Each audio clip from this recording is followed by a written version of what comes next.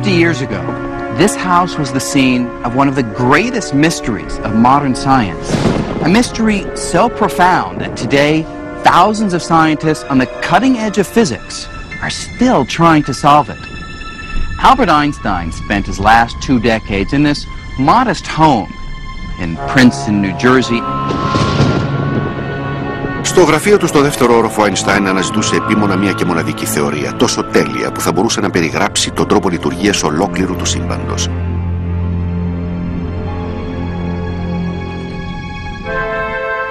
Ακόμα και όταν πλησίαζε στο τέλος της ζωής του, ο Einstein είχε πάντα κοντά του ένα σημειωματάριο, προσπαθώντας μανιωδώς να βρει τις εξισώσεις για αυτό που αργότερα θα γινόταν γνωστό με την ονομασία θεωρία των πάντων.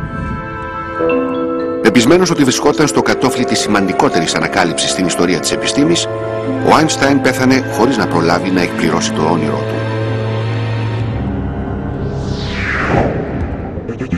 Σήμερα, σχεδόν μισό αιώνα αργότερα, ο στόχος του Einstein για ενοποίηση, δηλαδή συνένωση όλων των νόμων του σύμπαντος σε μία και μόνο θεωρία που θα περιλάμβανε τα πάντα, έγινε το Άγιο Δισκοπότηρο της σύγχρονης φυσικής. Και πιστεύουμε ότι ίσως καταφέρουμε επιτέλους να πραγματοποιήσουμε το όνειρο του Einstein με μία σειρά από νέες και ριζοσπαστικές ιδέες, τη λεγόμενη θεωρία των χορδών.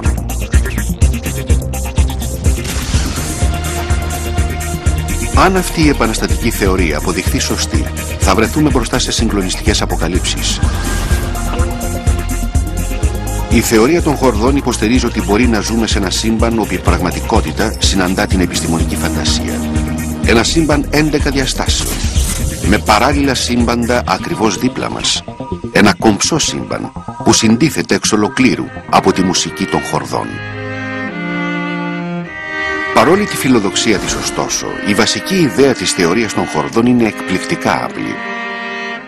Υποστηρίζει ότι τα πάντα στο σύμπαν, από το πιο μικρό σωματίδιο μέχρι το πιο μακρινό άστρο, είναι φτιαγμένα από το ίδιο συστατικό. Αφάνταστα, μικρές, παλόμενες ίνες ενέργειας που ονομάζονται χορδές.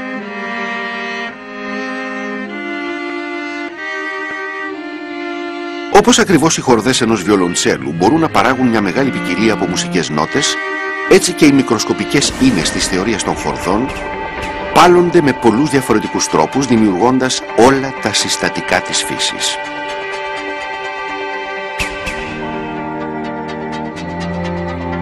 Με άλλα λόγια, το σύμπαν είναι σαν μια μεγαλόπρεπη κοσμική συμφωνία, η οποία αντυχεί με όλες τις διαφορετικές νότες που μπορούν να παίξουν αυτές οι μικροσκοπικές ίνες ενέργειας. Αν και η θεωρία των χορδών βρίσκεται ακόμη στα σπάγανα, αποκαλύπτει κιόλας μια πρωτοφανή εικόνα του σύμπαντος. Μια εικόνα που είναι τόσο αλόκοτη όσο και όμορφη. Όμως, τι είναι αυτό που μας κάνει να πιστεύουμε ότι μπορούμε να κατανοήσουμε όλη την πολυπλοκότητα του σύμπαντος, πόσο μάλλον να την συμπιέσουμε σε μια ενιαία θεωρία των πάντων? Πώς ξέρουμε ότι είμαστε αρκετά εξελιγμένοι νοητικά ώστε να μπορούμε να κατανοήσουμε ακόμα και τους πιο απόκρυφους νόμους του σύμπαντος? Σήμερα οι επιστήμονες είναι πεπισμένοι ότι είμαστε, ενώ συνεχίζουμε την αναζήτηση για την ενοποίηση από το σημείο που σταμάτησε ο Einstein. Unification would be the formulation of a law that describes perhaps everything in the known universe from one single idea, one master equation. And we think that there might be this master equation because throughout the course of the last 200 years or so, our understanding of the universe has given us a variety of explanations that are all pointing towards one spot. They seem to all be converging on one nugget of an idea that we're still trying to find. And long before Einstein, the quest for unification began with the most famous accident in the history of science. As the story goes, one day in 1665, a young man was sitting under a tree when all of a sudden he saw an apple fall from above. And with the fall of that apple, Isaac Newton revolutionized our picture of the universe. Με μια τολμηρή για την εποχή του πρόταση, ο Νεύτωνας διακήρυξε ότι η δύναμη που έλκει τα μήλα προς το έδαφος και η δύναμη που συγκρατεί το φεγγάρι σε τροχιά γύρω από τη γη είναι στην πραγματικότητα μία και μοναδική. Με μία κίνηση, ο Νεύτωνας ενοποίησε ουρανό και γη. Με μία ενιαία θεωρία, την οποία ονόμασε βαρύτητα. Gravity was the first force to be understood scientifically, though 3 more would eventually follow. And although Newton discovered his law of gravity more than 300 years ago, his equations describing this force make such accurate predictions that we still make use of them today. Μάλιστα, οι επιστήμονες δεν χρειάζονταν τίποτα περισσότερο από τις εξισώσεις του Νεύτωνα για να χαράξουν την πορεία του πυράβλου που μετέφερε τον άνθρωπο στο φεγγάρι. Υπήρχε όμως ένα πρόβλημα. Ενώ οι νόμοι του Νεύτωνα περιέγραφαν με μεγάλη ακρίβεια την ισχύ της βαρύτητας, ο ίδιος έκρυβε ένα ντροπιαστικό μυστικό. Στην πραγματικότητα δεν είχε ιδέα πώς λειτουργούσε η βαρύτητα.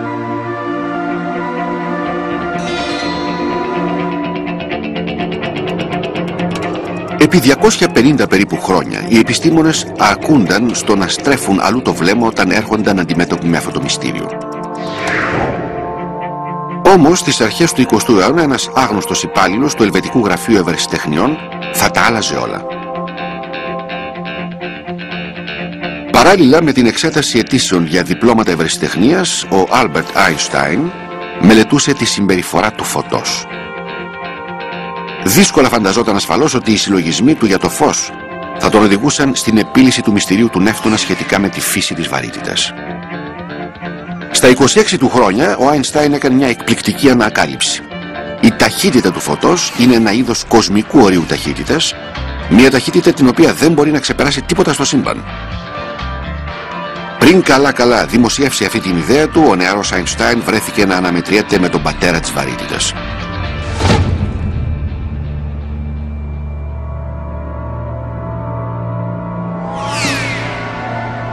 Το πρόβλημα ήταν ότι η εκτίμηση πως τίποτα δεν μπορεί να κινηθεί γρηγορότερα από το φως αντέκρουε την ευτόνια εικόνα για τη βαρύτητα.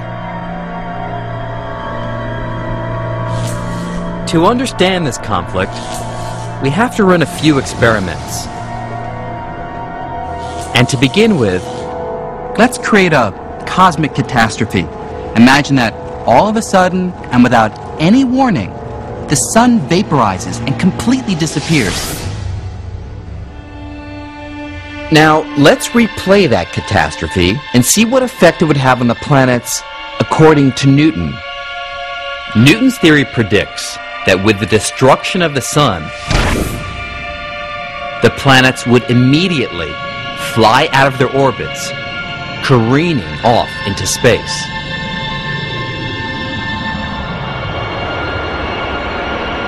In other words, Newton thought that gravity was a force that acts instantaneously across any distance, and so we would immediately feel the effect of the sun's destruction. But Einstein saw a big problem with Newton's theory. A problem that arose from his work with light. Einstein knew light doesn't travel instantaneously. In fact, it takes 8 minutes for the sun's rays to travel the 93 million miles to the Earth. And since he had shown that nothing, not even gravity, can travel faster than light, how could the Earth be released from orbit before the darkness resulting from the sun's disappearance reached our eyes?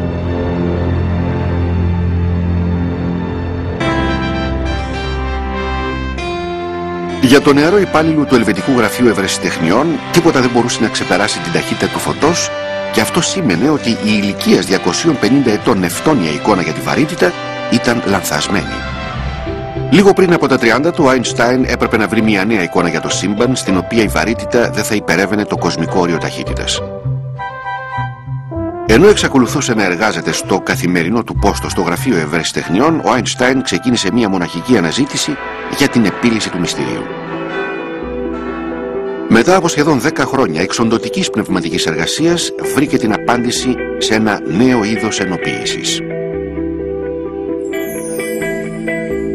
Einstein came to think of the 3 dimensions of space and the single dimension of time as bound together in a single fabric of space-time.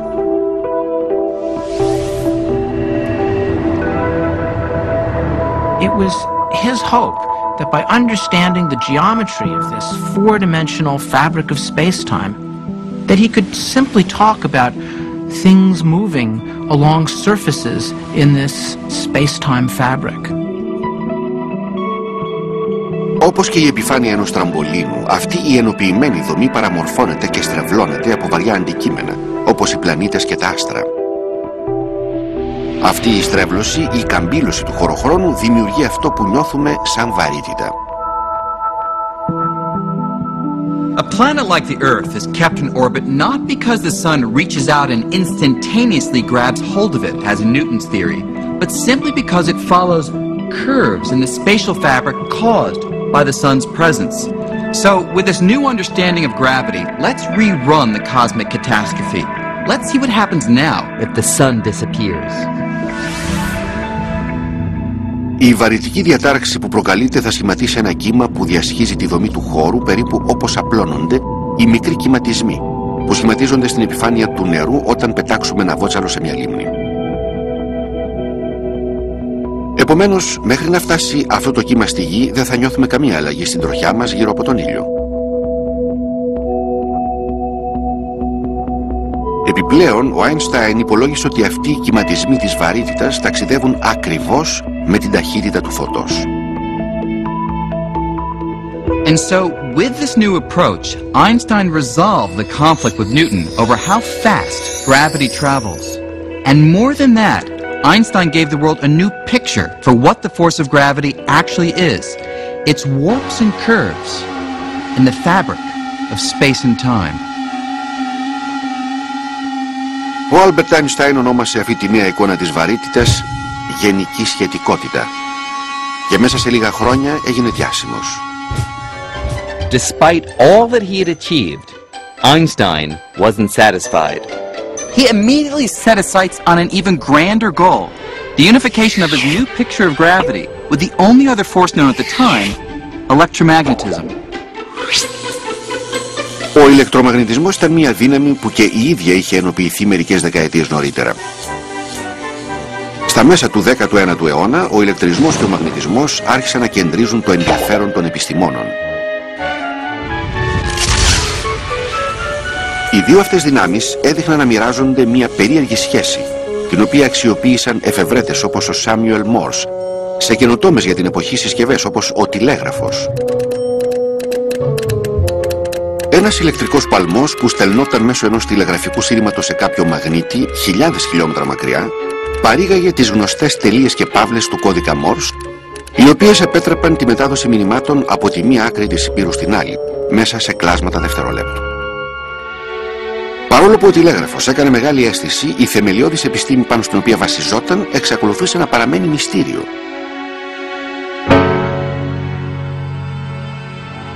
Όμως για έναν Σκοτσέζο επιστήμονα ονόματι James Clerk Maxwell, η σχέση ανάμεσα στον ηλεκτρισμό και τον μαγνητισμό ήταν τόσο προφανή στη φύση που απαιτούσε ενοποίηση.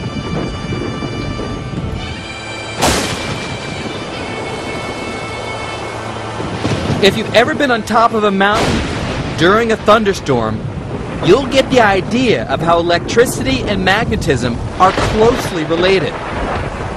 When a stream of electrically charged particles flows, like in a bolt of lightning, it creates a magnetic field, and you can see evidence of this on a compass.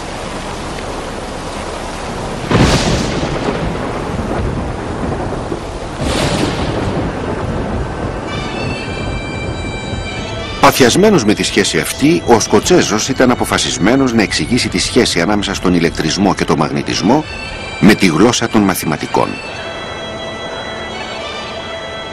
Ρίχνοντας νέο φως στο θέμα, ο Μάξουελ επινόησε ένα σύστημα 4 απλών μαθηματικών εξισώσεων που ενοποιούσαν τον ηλεκτρισμό και τον μαγνητισμό σε μια ενιαία δύναμη, τον ηλεκτρομαγνητισμό. Όπως έκανε και ο Ισακ Νεύτον πριν από αυτόν, ο Μάξουελ με την ενοποίηση αυτή έφερε την επιστήμη ένα βήμα πιο κοντά στην αποκρυπτογράφηση του κώδικα του σύμπαντος. About 50 years after Maxwell unified electricity and magnetism, Einstein was confident that if he could unify his new theory of gravity with Maxwell's electromagnetism, he'd be able to formulate a master equation that could describe everything, the entire universe. Αυτός είναι σήμερα και ο στόχος της θεωρίας των χορδών. Να ενοποιήσει την κατανόησή μας για τα πάντα. Από τη γέννηση του σύμπαντος μέχρι το μεγαλόπρεπο στροφίλισμα των γαλαξιών σε ένα και μοναδικό σύνολο αρχών. Σε μία θεμελιώδη εξίσωση.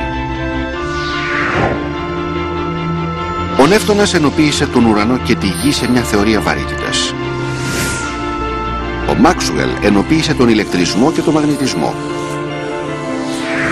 Ο Άινστάιν συμπέρανε ότι το μόνο που έλειπε για να κατασκευάσει μια θεωρία των πάντων, μια ενιαία θεωρία που θα περιλάμβανε όλους τους νόμους του σύμπαντος, ήταν να ενοποιήσει τη νέα εικόνα του για τη βαρύτητα με τον ηλεκτρομαγνητισμό.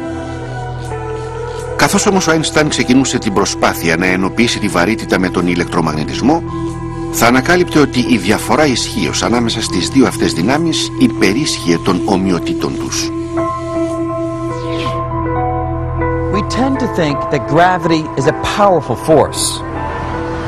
After all, it's the force that right now is anchoring me to this ledge. But compared to electromagnetism, it's actually terribly feeble. In fact, there's a simple little test to show this. Imagine that I was to leap from this rather tall building. Actually, let's not just imagine it. Let's do it. You'll see what I mean.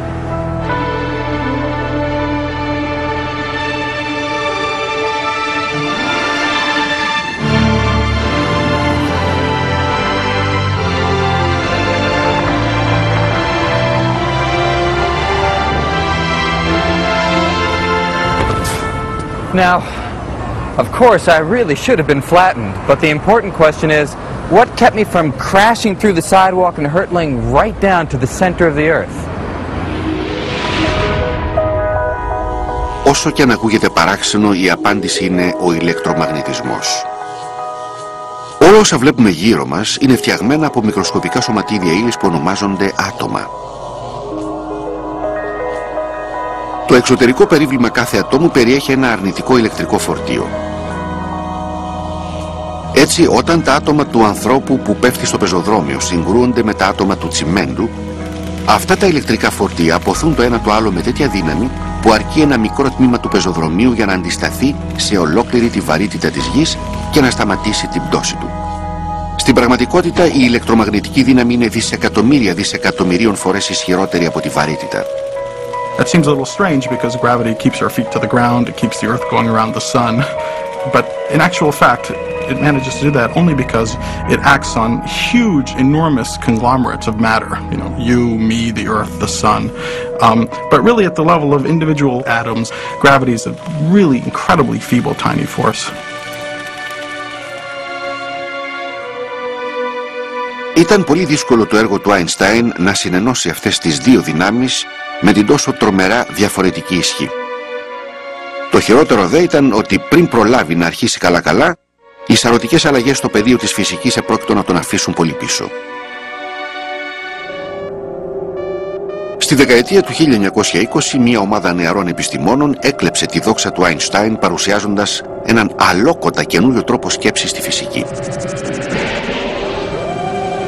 Με επικεφαλή στο δανό φυσικό Νίλς Μπορ, οι επιστήμονες αυτοί αποκάλυπταν ένα εντελώς νέο βασίλειο του σύμπαντος. Διαπιστώθηκε ότι τα άτομα που για πολύ καιρό θεωρούνταν τα μικρότερα συστατικά της φύσης αποτελούνται από ακόμη μικρότερα σωματίδια. Το γνωστό πλέον πυρήνα με τα πρωτόνια και τα νετρόνια καθώς και τα ηλεκτρόνια που βρίσκονται σε τροχιά γύρω του. Οι θεωρίες του Άινστάιν και του Μάξουελ δεν μπορούσαν πλέον να εξηγήσουν τον περίεργο τρόπο με τον οποίο αυτά τα μικροσκοπικά σωματίδια ύλης αλληλεπιδούσαν μεταξύ τους στο εσωτερικό του ατόμου.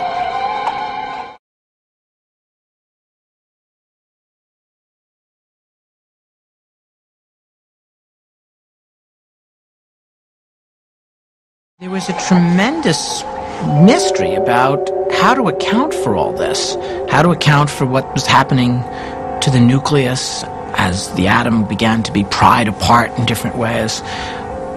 And the old theories were totally inadequate to the task of explaining them. Gravity was irrelevant, it was far too weak, and electricity and magnetism was not sufficient.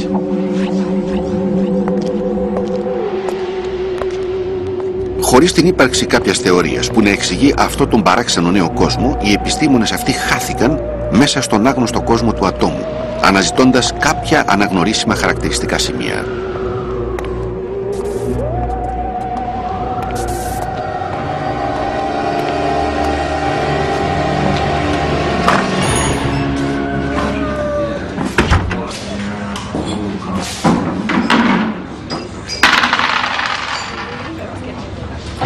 Then, in the late 1920s, all that changed. During those years, physicists developed a new theory called quantum mechanics, and it was able to describe the microscopic realm with great success. But here's the thing. Quantum mechanics was so radical a theory that it completely shattered all previous ways of looking at the universe. Ενώ οι θεωρίες του Einstein προεπέθεταν ότι το σύμπαν είναι έφτακτο και προβλέψιμο, ο Niels Bohr διαφωνούσε. Αυτός και οι συνάδελφοί του διακήρυσαν ότι στην κλίμακα των ατόμων και των σωματιδίων ο κόσμος είναι ένα παιχνίδι της τύχης. Σε ατομικό ή σε κβαντικό επίπεδο κυριαρχεί η αβεβαιότητα. Το καλύτερο που μπορεί να κάνει κανείς σύμφωνα με την κβαντομηχανική είναι να προβλέψει την πιθανότητα του ενός ή του άλλου αποτελέσματος. Και αυτή η παράξενη ιδέα άνοιξε την πόρτα σε μια νέα και ανησυχητική εικόνα για την πραγματικότητα.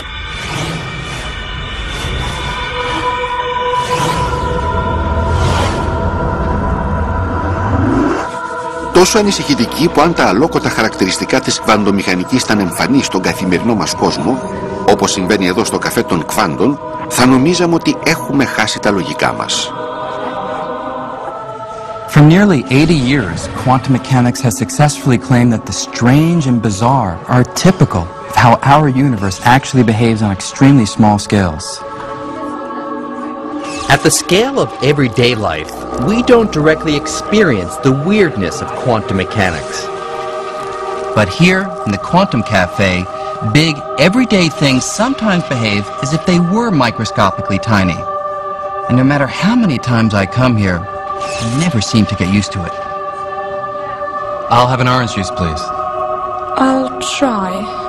I'll try, she says. You see, they're not used to people placing definite orders here in the Quantum Cafe because here, everything is ruled by chance. While I'd like an orange juice, there's only a particular probability that I'll actually get one.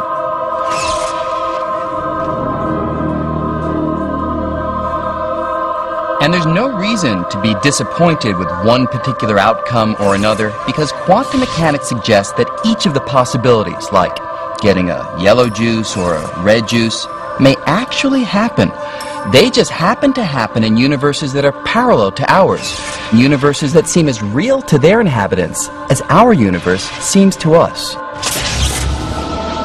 Η αντίληψη ότι το μόνο που μπορούμε να κάνουμε είναι να υπολογίζουμε τις πιθανότητες που έχουν τα πράγματα να εξελιχθούν κατά τον ένα ή τον άλλο τρόπο ήταν κάτι στο οποίο ο Einstein αντιστεκόταν στεναρά.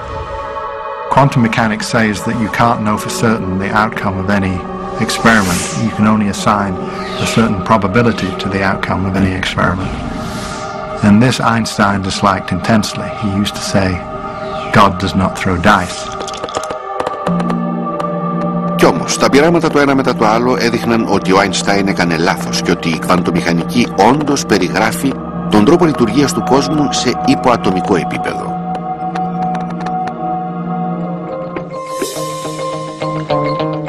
Ενώ στη δεκαετία του 1930 η αναζήτηση του Einstein για την ενοποίηση παρέπε, η κβαντομηχανική ξεκλείδωνε τα μυστικά του ατόμου. Οι επιστήμονες ανακάλυψαν ότι η βαρύτητα και ο ηλεκτρομαγνητισμός δεν είναι οι μοναδικές δυνάμεις που κυβερνούν το σύμπαν. Μελετώντας τη δομή του ατόμου ανακάλυψαν δύο ακόμη δυνάμεις. Η πρώτη, που ονομάστηκε ισχυρή πυρηνική δύναμη, συμπεριφέρεται σαν μια πολύ δυνατή κόλλα που κρατάει ενωμένο τον πυρήνα κάθε ατόμου συνδέοντας τα πρωτόνια με τα νετρόνια. Η δεύτερη, η αποκαλούμενη ασθενής πυρηνική δύναμη, επιτρέπει στα νετρόνια να μετατρέπονται σε πρωτόνια, απελευθερώνοντας μέσω αυτής της διαδικασίας ακτινοβολία. Στο κβαντικό επίπεδο, η δύναμη με την οποία είμαστε περισσότερο εξοικειωμένοι, η βαρύτητα, επισκιάστηκε εντελώς από τον ηλεκτρομαγνητισμό και από αυτές τις δύο νέες δυνάμεις. Now, the strong and weak forces may seem obscure, but in one sense at least, we're all very much aware of their power. At 5:29 on the morning of July 16th, 1945, that power was revealed by an act that would change the course of history. In the middle of the desert in New Mexico, at the top of a steel tower, about 100 feet above the top of this monument, the first atomic bomb was detonated. Με διάμετρο μόλις 1,5 μέτρο, η βόμβα αυτή προκάλεσε μία έκρηξη ισοδύναμη με περίπου 20.000 τόνους TNT.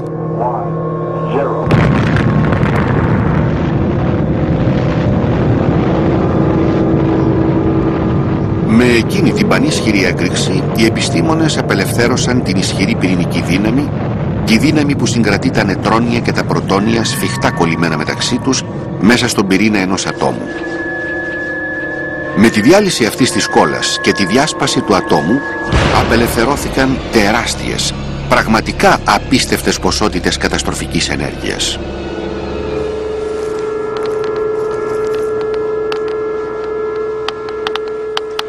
We can still detect remnants of that explosion through the other nuclear force, the weak nuclear force, because it's responsible for radioactivity.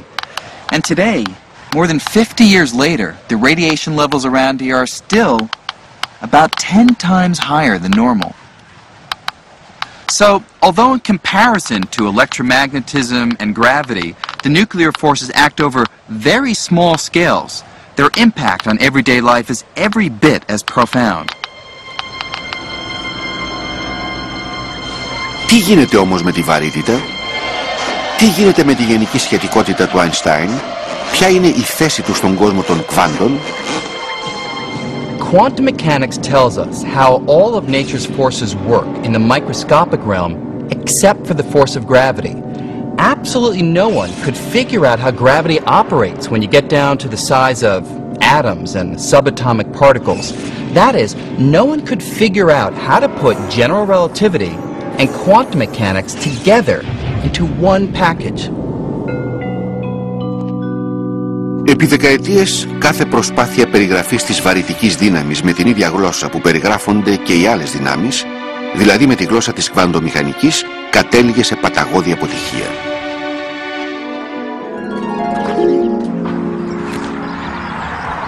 In the years since, physics split into two separate camps.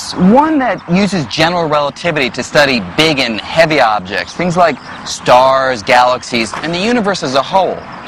And another that uses quantum mechanics to study the tiniest of objects like atoms and particles. This has kind of been like having two families that just cannot get along and never talk to each other, living under the same roof. There just seemed to be no way to combine quantum mechanics and general relativity in a single theory that could describe the universe on all scales.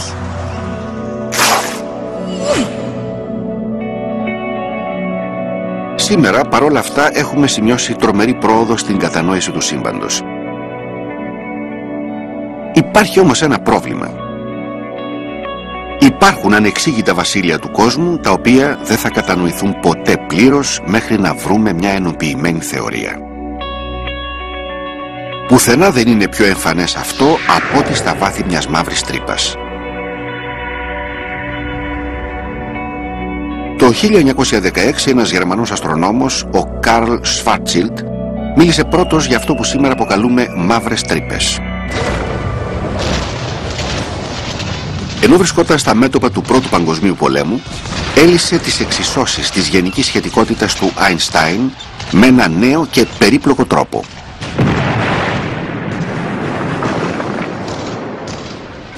Ανάμεσα στους υπολογισμούς του για τις τροχές των βλημάτων του πυροβολικού, ο Σφάρτσιλντ ανακάλυψε ότι μια τεράστια ποσότητα μάζας, όπως αυτή ενός πολύ συμπαγούς άστρου, συγκεντρωμένη σε μία μικρή περιοχή, θα παραμόρφωνε τη δομή του χωροχρόνου τόσο δραστικά, ώστε τίποτα δεν θα μπορούσε να ξεφύγει από την βαρυτική έλξη της, ούτε καν το φως.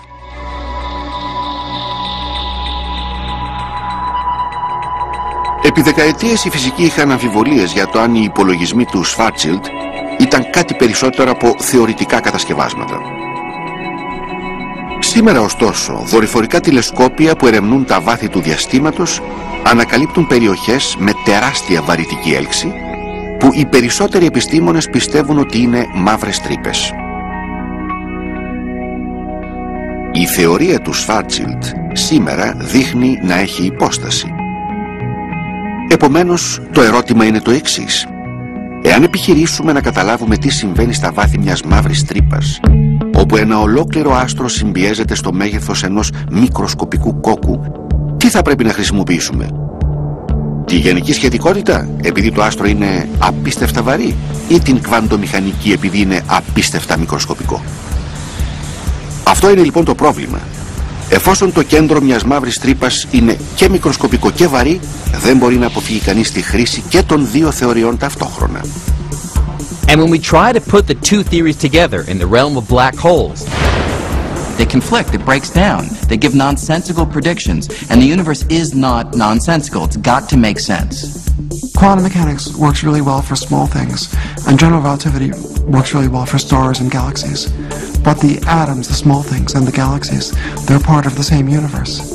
So there has to be some description that applies to everything. So we can't have one description for atoms and one for stars.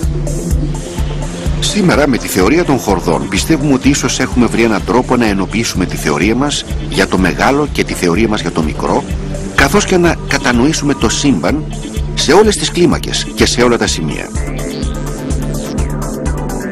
Αντί για μια πληθώρα μικροσκοπικών σωματιδίων, η θεωρία των χορδών διακηρύσει ότι τα πάντα στο σύμπαν, όλες οι δυνάμεις και όλοι οι ύλοι αποτελούνται από ένα και μόνο συστατικό, μικροσκοπικές παλόμενες ίνες ενέργειας γνωστές ως χορδές. A string can wiggle in many different ways, whereas of course a point can't. And the different ways in which the string wiggles represent the different kinds of elementary particles. It's like a violin string, and it can vibrate just like violin strings can vibrate. Each note, if you like, describes a different particle. So it has incredible unification power. It unifies our understanding of all these different kinds of particles. So unity of the different forces and particles is achieved because they all come from different kinds of vibrations of the same basic string. Είναι μια απλή ιδέα με πολύ εκτεταμένες συνέπειες. Σήμερα, μισό αιώνα μετά το θάνατο του Άινστάιν, ίσως να βρισκόμαστε πολύ κοντά στην εκπλήρωση του ονείρου του για ενοποίηση με τη βοήθεια της θεωρίας των χορδών.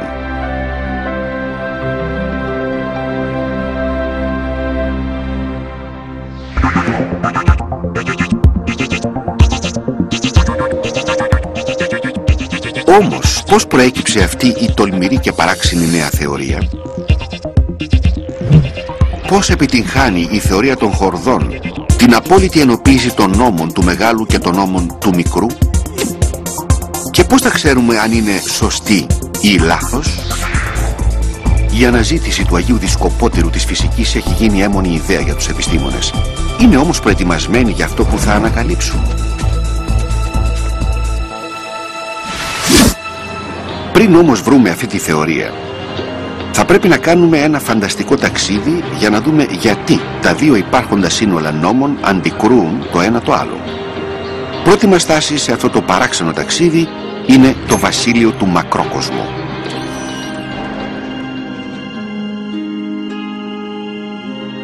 To describe the universe on large scales, we use one set of laws, Einstein's general theory of relativity, and that's a theory of how gravity works. General relativity pictures space as sort of like a trampoline, a smooth fabric that heavy objects like stars and planets can warp and stretch. Now, according to the theory, these warps and curves create what we feel as gravity. Με άλλα λόγια, η βαρυτική έλξη που συγκρατεί τη γη σε τροχιά γύρω από τον ήλιο δεν είναι τίποτα περισσότερο από τον πλανήτη μας που ακολουθεί τις καμπύλες και τα περιγράμματα που δημιουργεί ο ήλιος πάνω στον ιστό του διαστήματος. Όμως η εικόνα της ομαλής και ήπιας κύρτωσης του χώρου που προβλέπουν οι νόμοι της γενικής σχετικότητας είναι η μία όψη του νομίσματος. To understand the universe on extremely small scales, we have to use our other set of laws, quantum mechanics.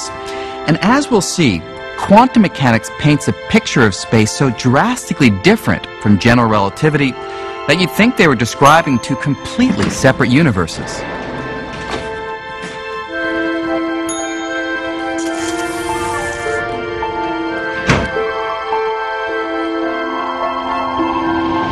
To see the conflict between general relativity and quantum mechanics, we need to shrink way down in size.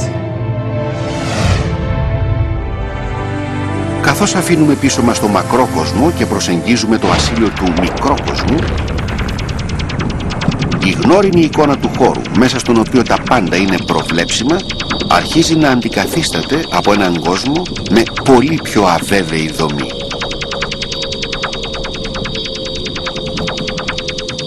Αν συνεχίσουμε να συρρυκνωνόμαστε και να γινόμαστε δισεκατομμυρίων φορές μικρότεροι, ακόμα και από τα πιο μικροσκοπικά κομμάτια ύλης, τα άτομα και τα μικροσκοπικά σωματίδια που βρίσκονται μέσα τους, το σύνολο των νόμων για τα πολύ μικρά σωματίδια, η κβαντομηχανική, λέει ότι ο ιστός του διαστήματος γίνεται ακανόνιστος και χαοτικός. Στο τέλος φτάνουμε σε έναν κόσμο τόσο ασταθή που δεν μπορεί να περιγραφεί με την κοινή λογική. Down here, space and time are so twisted and distorted that the conventional ideas of left and right, up and down,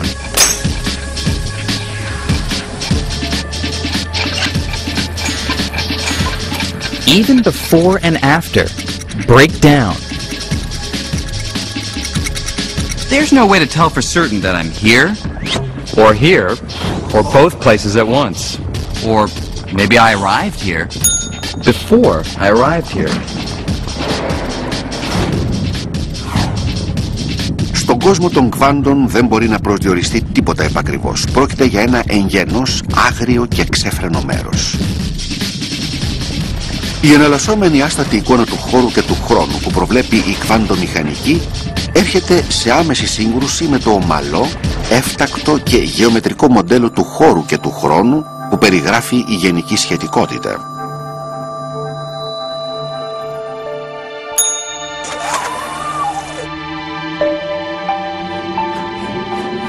Πιστεύουμε όμως ότι τα πάντα, από τον ξέφρενο χορό των υποατομικών σωματιδίων μέχρι το μεγαλοπρεπές στροβίλισμα των γαλαξιών, θα πρέπει να εξηγούνται με μια μεγαλειώδη φυσική αρχή, μια κύρια εξίσωση. Αν μπορέσουμε να βρούμε αυτή την εξίσωση, θα αποκαλυφθεί τελικά το πώς λειτουργεί πραγματικά το σύμπαν κάθε στιγμή και σε κάθε σημείο. You see, what we need is a theory that can cope with the very tiny and the very massive, one that embraces both quantum mechanics and general relativity and never breaks down, ever.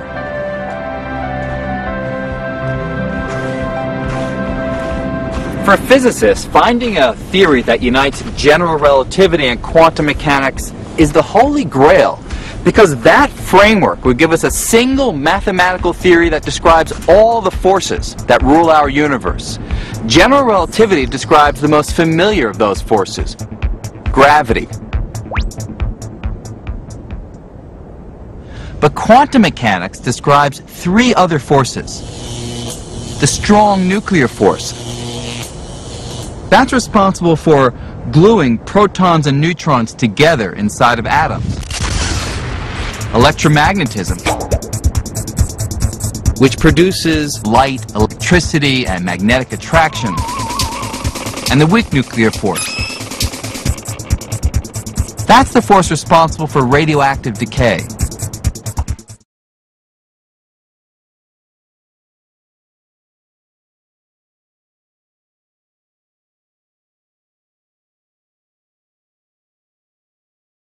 Κάθε γεγονός στο σύμπαν, από τη διάσπαση ενός ατόμου μέχρι τη γέννηση ενός αστεριού, δεν είναι τίποτε άλλο από την αλληλεπίδραση των 4 αυτών δυνάμεων με την ύλη. Ο Άλμπερτ Αϊνστάιν αφιέρωσε τα τελευταία 30 χρόνια της ζωής του αναζητώντας έναν τρόπο για να περιγράψει τις δυνάμεις της φύσης με μια ενιαία θεωρία. And now, string theory may fulfill his dream of unification. Επί αιώνες οι επιστήμονες φαντάζονταν τα θεμελιώδη συστατικά της φύσης, τα άτομα και τα μικρότερα σωματίδια μέσα σε αυτά, σαν μικροσκοπικές μπάλες ή σημεία. Ωστόσο, η θεωρία των χορδών διακηρύσσει ότι στο κέντρο κάθε μικρού κομματιού ύλης υπάρχει μια μικροσκοπική παλόμενη ίνα ενέργειας που ονομάζεται χορδή. Μια νέα γενιά επιστημόνων πιστεύει ότι αυτές οι μικροσκοπικές χορδές είναι το κλειδί για την ενοποίηση του μικρόκοσμου με το μακρόκοσμο σε μία και μοναδική θεωρία. Στα τέλη της δεκαετίας του 1960, ένας νεαρός Ιταλός φυσικός ονόματι Γκαμπριέλε Βενετσιάνο αναζητούσε ένα σύνολο εξισώσεων που θα μπορούσαν να εξηγήσουν την ισχυρή πυρηνική δύναμη. Την πανίσχυρη κόλλα που συγκρατεί ενωμένο τον πυρήνα του ατόμου, δένοντας μεταξύ τους τα πρωτόνια με τα νετρόνια. Σύμφωνα με την ιστορία, ανακάλυψε τυχαία ένα σκονισμένο βιβλίο για την ιστορία των μαθηματικών, όπου βρήκε μία εξίσωση ηλικίας 200 ετών, την οποία πρώτος είχε καταγράψει ο Ελβετός μαθηματικός Λέοναρντ Όιλερ. Ο Βενετσιάνο διαπίστωσε προς έκπληξή του ότι οι εξισώσεις του Όιλερ, για τις οποίες όλοι πίστευαν επί χρόνια ότι δεν ήταν παρά ένα μαθηματικό παράδοξο, έδειχναν να περιγράφουν την ισχυρή δύναμη. Δημοσίευσε αμέσως μία επιστημονική ανακοίνωση και από τότε έγινε διάσημος για αυτή την τυχαία αποκάλυψη.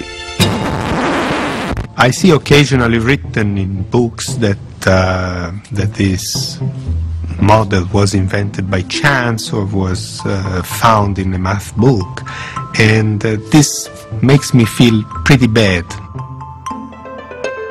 What is true is that the function was the outcome of a long year of work, and we accidentally discovered string theory. Όπως και αν ανακαλύφθηκε, η εξίσωση του Όιλερ, η οποία εξηγούσε με θαυμαστό τρόπο την ισχυρή πυρηνική δύναμη, απέκτησε τη δική της ζωή. Έτσι γεννήθηκε η θεωρία των χορδών.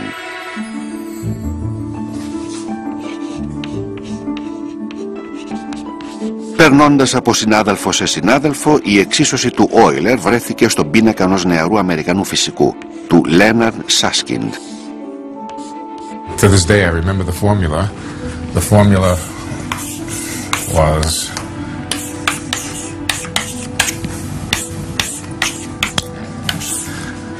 and I looked at it and I said, you know, this is so simple, even I can figure out what this is. Ο Σάσκιν κλείστηκε στο γραφείο του για να το ερευνήσει. Αντιλήφθηκε ότι αυτός, ο παλιός τύπος, περιέγραφε μαθηματικά την ισχυρή πυρηνική δύναμη. Αλλά πίσω από τα αφηρημένα σύμβολα είχε συλλάβει μια αναλαμπή από κάτι νέο. And I fiddled with it, I monkeyed with it, I sat in my attic, I think for 2 months on and off. But the first thing I could see in it, it was describing some kind of particles which had internal structure, which could vibrate, which could do things, which wasn't just a point particle. And I began to realize what was being described here was a string, an elastic string, like a rubber band, or like a rubber band cut in half. And this rubber band could not only stretch and contract, but wiggle. And marvel of marvels, it exactly agreed with this formula. I was pretty sure at that time that I was the only one in the world who knew this. Ο Σάσκιντ ανέπτυξε γραπτό στην ανακάλυψή του, παρουσιάζοντας την επαναστατική ιδέα του περί χορδών. Προτού όμως δημοσιευθεί η επιστημονική ανακοίνωσή του, έπρεπε να ελεγχθεί από μια ομάδα ειδικών. I was completely convinced that when it came back, it was going to say, Susskind is the next Einstein, or maybe even the next Newton. And it came back saying, this paper is not very good, probably shouldn't be published. I was truly knocked off my chair. I was depressed, I was unhappy, I was saddened by it. It made me a nervous wreck, and the result was I went home and got drunk. Καθώς ο Σάσκιν έπνιγε τη στεναχώρια του στο πότο εξαιτίας της απόρριψης της ριζοσπαστικής ιδέας του, φαινόταν ότι η θεωρία των χορδών είχε πεθάνει.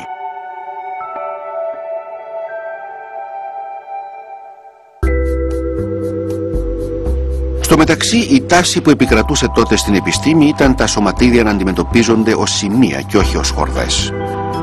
Επί δεκαετίες οι φυσικοί ερευνούσαν τη συμπεριφορά των μικροσκοπικών σωματιδίων, συγκρούοντας τα μεταξύ τους σε υψηλές ταχύτητες και μελετώντας τις συγκρούσεις αυτές. Στις βροχές σωματιδίων που προκαλούνταν, ανακάλυπταν ότι η φύση είναι πολύ πιο πληθωρική από ό,τι πίστευαν. Once a month there'd be a discovery of a new particle, the rho meson, the omega particle, the B particle. Could be one particle, could be two particle, phi, omega. More letters were used than exist in most alphabets. It was a population explosion of particles. Μέσα σε αυτή την πληθώρα νέων σωματιδίων, οι επιστήμονες δεν ανακάλυπταν μόνο τους δομικούς λίθους της ύλης. Αφήνοντας τη θεωρία των χορδών να σκονίζεται, οι φυσικοί έκαναν μια αναπάντεχη και παράξενη πρόβλεψη, ότι οι δυνάμεις της φύσης μπορούσαν επίσης να εξηγηθούν με σωματίδια.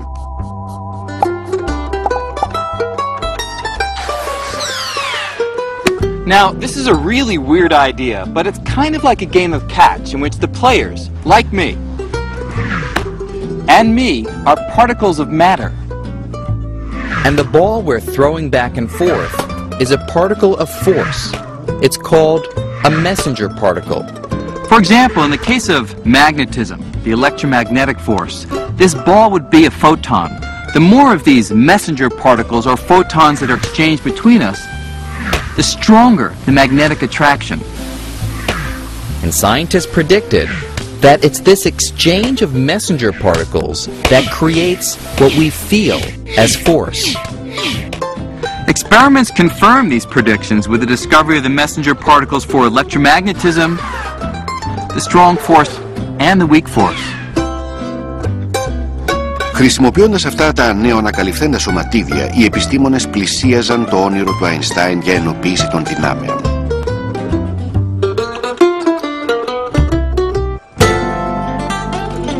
Οι επιστήμονες της φυσικής των σωματιδίων υποστήριζαν ότι αν γυρίσουμε πίσω την κοσμική κινηματογραφική ταινία στις πρώτες στιγμές μετά τη Μεγάλη Έκρηξη, περίπου 14 δισεκατομμύρια χρόνια πίσω, όταν το σύμπαν ήταν 3 εκατομμύρια φορές θερμότερο, τα σωματίδια φορείς του ηλεκτρομαγνητισμού και της ασθενούς πυρηνικής δύναμης θα ήταν ολόιδια. Όπως ακριβώς τα παγάκια λιώνουν και γίνονται νερό κάτω από τον καυτό ήλιο, τα πειράματα μας δείχνουν ότι καθώς γυρνάμε πίσω στις συνθήκες ακραίας θερμότητας της Μεγάλης Έκρηξης, η ασθενής πυρηνική δύναμη και η ηλεκτρομαγνητική δύναμη συντικονται και ενοποιούνται σε μια ενιαία δύναμη που ονομάζεται ηλεκτρασθενής. Οι φυσικοί πιστεύουν ότι αν πάμε ακόμα πιο πίσω την κινηματογραφική ταινία, η ηλεκτρασθενής δύναμη θα συνενωθεί με την ισχυρή πυρηνική δύναμη, δίνοντάς μας μια μεγαλόπρεπη υπερδύναμη. Αν και αυτό δεν έχει αποδειχθεί ακόμα, η κβαντομηχανική μπόρεσε να εξηγήσει πώς λειτουργούν τρεις από τις δυνάμεις στο υποατομικό επίπεδο. Everything was converging toward a simple picture of the known particles and forces, a picture which eventually became known as the Standard Model. I think I gave it that name. Professor Sheldon Glashow, Abdus Salam and Steven Weinberg.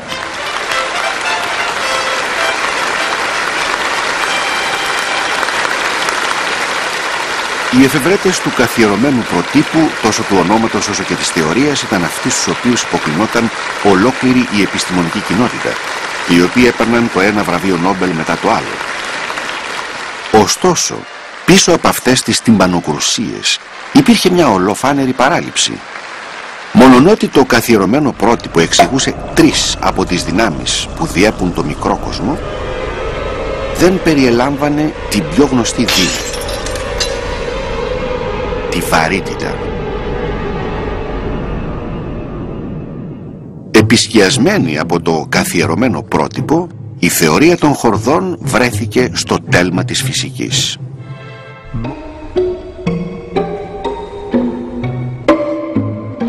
Μέχρι το 1973 μόνο λίγοι νεαροί φυσικοί εξακολουθούσαν να παλεύουν με τις δυσνόητες εξισώσεις της θεωρίας των χορδών. Ένας από αυτούς ήταν και ο Τζον Σφάρτς, ο οποίος πάλευε με τα πολυάριθμα προβλήματα της θεωρίας, μεταξύ αυτών και ένα μυστηριώδες σωματίδιο χωρίς μάζα, το οποίο προβλεπόταν από τη θεωρία αλλά δεν είχε εμφανιστεί ποτέ στη φύση, καθώς και με διάφορες ανομαλίες ή μαθηματικές ανακολουθίες. We spent a long time trying to fiddle with the theory. We tried all sorts of ways of making the dimension before, getting rid of these massless particles and the tachyons and so on. But it was always ugly and unconvincing. Επί 4 χρόνια ο Σφάρτς προσπαθούσε να δαμάσει τις απίθαρχες εξισώσεις της θεωρίας των χορδών, αλλάζοντας, προσαρμόζοντας, συνδυάζοντας και ανασυνδυάζοντάς τες με διαφορετικούς τρόπους. Όμως τίποτα δεν λειτουργούσε. Και εκεί που ήταν έτοιμος να εγκαταλείψει τη θεωρία, είχε μια ξαφνική έμπνευση. Ίσως οι εξισώσεις του να περιέγραφαν τη βαρύτητα. Αυτό όμως σήμαινε ότι έπρεπε να επανεξετάσει το μέγεθος αυτών των μικροσκοπικών ινών ενέργειας. We weren't thinking about gravity up till that point. But as soon as we suggested that maybe we should be dealing with a theory of gravity, we had to radically change our view of how big these strings were. Υποθέτοντας ότι οι χορδές ήταν 100 δισεκατομμυρίων φορές μικρότερες από ένα άτομο, ένα από τα ψεγάδια της θεωρίας έγινε πλεονέκτημα. Το μυστηριώδες σωματίδιο που προσπαθούσε να ξεφορτωθεί ο Τζον Σφάρτς φαινόταν τώρα να είναι ένα βαριτόνιο. Το επιμακρόν αναζητούμενο σωματίδιο που θεωρούνταν ότι μεταβιβάζει τη βαρύτητα στο κβαντικό επίπεδο. Η θεωρία των χορδών είχε παρουσιάσει το κομμάτι του παζλ που έλειπε από το καθιερωμένο πρότυπο. Ο Σφάρτς δημοσίευσε την πρωτοποριακή νέα θεωρία του, η οποία περιέγραφε πώς λειτουργεί η βαρύτητα στο υποατομικό βασίλειο. It seemed very obvious to us that it was right, but there was really no reaction in the community whatsoever. Για άλλη μια φορά, η θεωρία των χορδών έπιπτε σε ότα μη ακουόντων. Όμως ο Σφάρτς δεν απογοητευόταν. Είχε δει φευγαλέα το Άγιο Δισκοπότηρο. Αν οι χορδές περιέγραφαν τη βαρύτητα σε κβαντικό επίπεδο, θα έπρεπε να είναι το κλειδί για την ενοποίηση των 4 δυνάμεων. Σύμμαχός του στην αναζήτηση αυτή έγινε ένας από τους λιγοστούς άλλους επιστήμονες που ήταν πρόθυμοι να διακινδυνεύσουν την καριέρα τους για τις χορδές, ο Μάικλ Γκριν. In a sense, I think we had a quiet confidence that the string theory was obviously correct, and it didn't matter much if people didn't see it at that point. They would see it down the line. But for Green's confidence to pay off, he and Schwartz would have to confront the fact that in the early 1980s, string theory still had fatal flaws in the math, known as anomalies. An anomaly is just what it sounds like. It's something that's strange or out of place, something that doesn't belong. Now, this kind of anomaly is just weird. But mathematical anomalies can spell doom for a theory of physics. They're a little complicated, so here's a simple example. Let's say we have a theory in which these two equations describe one physical property of our universe. Now, if I solve this equation over here and I find x equals 1, and if I solve this equation over here and find x equals 2, I know my theory has anomalies because there should only be one value for x. Unless I can revise my equations to get the same value for x on both sides, the theory is dead. In the early 1980s, string theory was riddled with mathematical anomalies kind of like these, although the equations were much more complex. The future of the theory depended on ridding the equations of these fatal inconsistencies.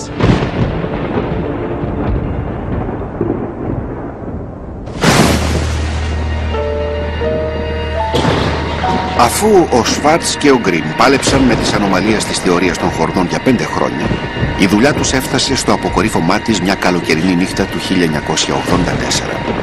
It was widely believed that these theories must be inconsistent because of anomalies. Well, for no really good reason, I just felt that had to be wrong because I felt string theory's got to be right, therefore there can't be anomalies. So we decided we got to calculate these things. Προς μεγάλη τους έκπληξη όλα κατέληξαν σε ένα και μόνο υπολογισμό. Στη μία πλευρά του πίνακα έβγαλαν 496. Αν έβρισκαν τον ταιριαστό αριθμό και στην άλλη πλευρά, θα αποδείκνυαν ότι η θεωρία των χορδών δεν είχε πλέον ανομαλίες. I do remember a particular moment when John Schwartz and I were talking at the blackboard and working out these numbers which had to fit and they just had to match exactly. I remember joking with John Schwartz at that moment because there was thunder and lightning. There was a big mountain storm in Aspen at that moment. And I remember saying something like, you know, that we must be getting pretty close because the gods are trying to prevent us completing this calculation. And indeed, they did match. Οι ταιριαστοί αριθμοί σήμαιναν ότι η θεωρία δεν είχε πια ανομαλίες και είχε το μαθηματικό βάθος που απαιτούνταν για να συμπεριλάβει και τις 4 δυνάμεις. So we recognized not only that the strings could describe gravity, but they could also describe the other forces. So we spoke in terms of unification, and we saw this as a possibility of realizing the dream that Einstein had expressed in his later years of unifying the different forces in some deeper framework. We felt great. That was an extraordinary moment because we realized that no other theory had ever succeeded in doing that. But by now, it's like crying wolf. Each time we've done something, I figured everyone's going to be excited. They weren't. So I figured, by now I didn't expect much of a reaction. Και όμως οι αντιδράσεις ήταν εκρηκτικές. Μέσα σε λιγότερο από ένα χρόνο, ο αριθμός των θεωρητικών των χορδών αυξήθηκε ξαφνικά από μία χούφτα ανθρώπους σε εκατοντάδες. Up to that moment, the longest talk I'd ever given on the subject was 5 minutes at some minor conference, and then suddenly I was invited all over the world to give talks and lectures and so forth. Η θεωρία των χορδών ονομάστηκε θεωρία των πάντων. In early fall of 1984, I came here to Oxford University to begin my graduate studies in physics. Some weeks after, I saw a poster for a lecture by Michael Green. I didn't know who he was, but then again, I really didn't know who anybody was. But the title of the lecture was something like The Theory of Everything, so how could I resist? Αυτή η κομψή νέα εκδοχή της θεωρίας των χορδών έδειχνε ικανή να περιγράψει όλους τους δομικούς λίθους της φύσης. Here's how. Inside every grain of sand are billions of tiny atoms. Κάθε άτομο αποτελείται από μικρότερα κομμάτια ύλης, ηλεκτρόνια που βρίσκονται σε τροχιά γύρω από ένα πυρήνα πρωτονίων και νετρονίων, τα οποία με τη σειρά τους αποτελούνται από ακόμη μικρότερα κομμάτια ύλης που ονομάζονται quark. Η θεωρία των χορδών λέει ότι δεν είναι εδώ το τέρμα. Υποστηρίζει ότι τα σωματίδια που συνθέτουν τα πάντα στο σύμπαν είναι φτιαγμένα από ακόμη μικρότερα συστατικά, μικροσκοπικές παλόμενες ίνες ενέργειας που μοιάζουν με χορδές.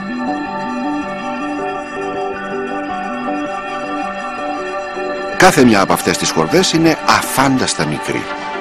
Μάλιστα, αν ένα άτομο αποκτούσε το μέγεθος του ηλιακού συστήματος, μια χορδή θα είχε το μέγεθος ενός δέντρου.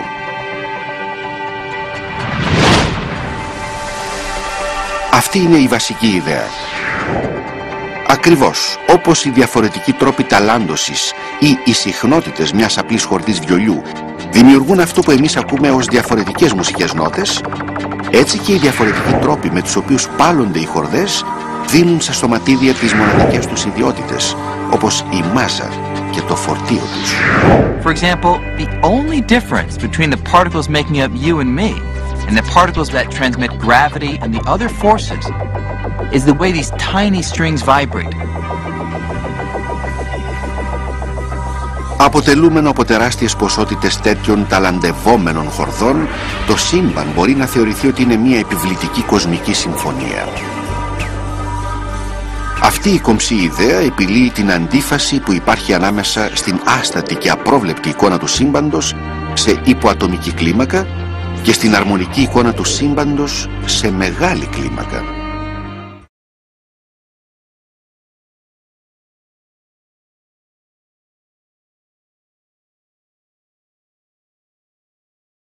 The jitteriness of quantum theory versus the gentleness of Einstein's general theory of relativity that makes it so hard to bridge the two, to stitch them together.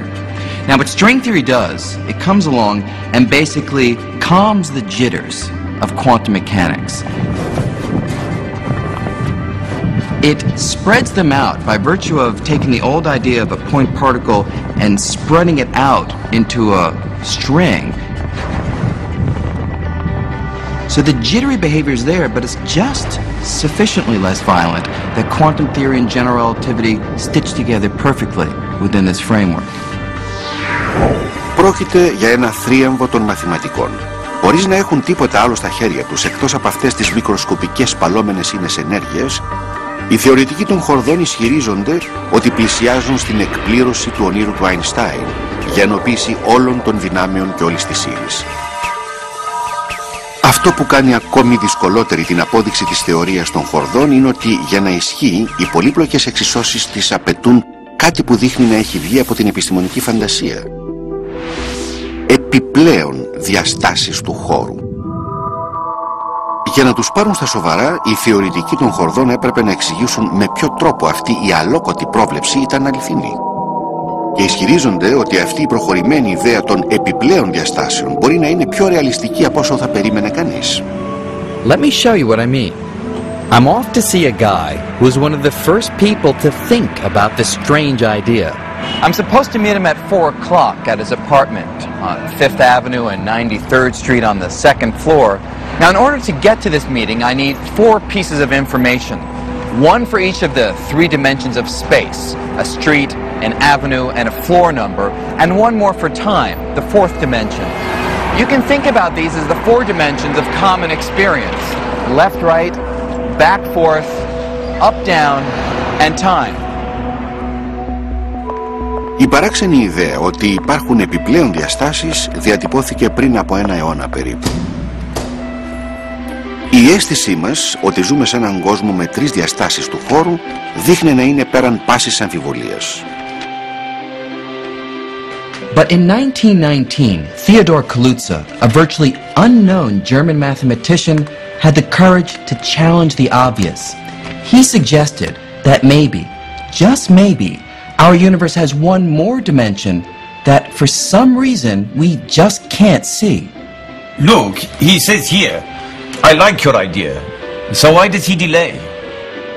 You see, Kaluza had sent his idea about an additional spatial dimension to Albert Einstein. And although Einstein was initially enthusiastic, he then seemed to waver and for 2 years held up publication of Kaluza's paper. Τελικά η εργασία του δημοσιεύτηκε αφότου ο Άινστάιν αποφάσισε ότι συμφωνούσε με τις επιπλέον διαστάσεις. Αυτή η ιδέα ήταν η εξής. Το 1916 ο Άινστάιν απέδειξε ότι η βαρύτητα δεν είναι τίποτε άλλο παρά στρεβλώσεις και κυματισμοί στις 4 γνωστές διαστάσεις του χώρου και του χρόνου. 3 μόλις χρόνια αργότερα ο Καλούζα υποστήριξε ότι και ο ηλεκτρομαγνητισμός θα μπορούσε επίσης να είναι κυματισμοί. Όμως, για να ισχύει κάτι τέτοιο, ο Καλούζα χρειαζόταν κάποιο χώρο που θα εμφανιζόταν αυτοί οι κυματισμοί. Έτσι πρότεινε μια επιπλέον κρυφή διάσταση του χώρου.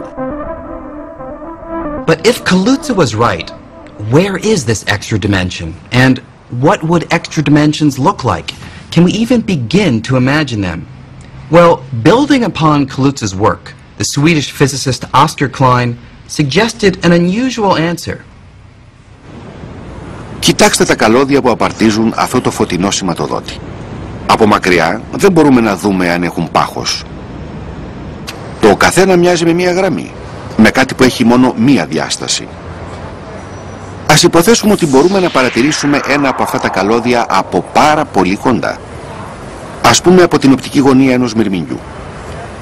Τώρα γίνεται ορατή και μία δεύτερη διάσταση που τυλίγεται γύρω από το καλώδιο. Από τη δική του οπτική γωνία, το μυρμήγκι μπορεί να κινείται μπρος και πίσω, καθώς επίσης δεξιόστροφα και αριστερόστροφα. So, dimensions can come in 2 varieties. They can be long and unfurled, like the length of the cable, but they can also be tiny and curled up, like the circular direction that wraps around it. Kaluza and Klein made the wild suggestion that the fabric of our universe might be kind of like the surface of the cable, having both big extended dimensions, the three that we know about, but also tiny curled up dimensions, curled up so tiny, billions of times smaller than even a single atom, that we just can't see them. And so our perception that we live in a universe with three spatial dimensions may not be correct after all. We really may live in a universe with more dimensions than meet the eye. Πώς θα ήταν αυτές οι επιπλέον διαστάσεις? Ο Καλούζα και ο Κλάιν υποστήριζαν ότι αν μπορούσαμε να συρρικνωθούμε δισεκατομμύρια φορές, θα βρίσκαμε μία επιπλέον μικροσκοπική, τυλιγμένη διάσταση σε κάθε σημείο του χώρου. Και όπως ακριβώς το μυρμήγκι μπορεί να εξερευνά την κυκλική διάσταση που τυλίγεται γύρω από το καλώδιο των φαναριών, θεωρητικά ένα μυρμήγκι που είναι δισεκατομμύρια φορές μικρότερο θα μπορούσε και να εξερευνήσει αυτή την μικροσκοπική, τυλιγμένη κυκλική διάσταση. Η ιδέα ότι υπάρχουν παντού γύρω μας επιπλέον διαστάσεις είναι βασική στη θεωρία των χορδών. Στην πραγματικότητα, τα μαθηματικά της θεωρίας των χορδών δεν απαιτούν μόνο μία, αλλά 6 επιπλέον διαστάσεις που τυλίγονται και κουλουριάζονται σε πολύπλοκα μικρά σχήματα που μοιάζουν κάπως έτσι. Πώς γίνεται όμως αυτές οι μικροσκοπικές επιπλέον διαστάσεις, που είναι τυλιγμένες σε τόσο περίεργα σχήματα, να έχουν κάποια επίδραση στον καθημερινό μας κόσμο? Σύμφωνα με τη θεωρία των χορδών, το σχήμα είναι το παν.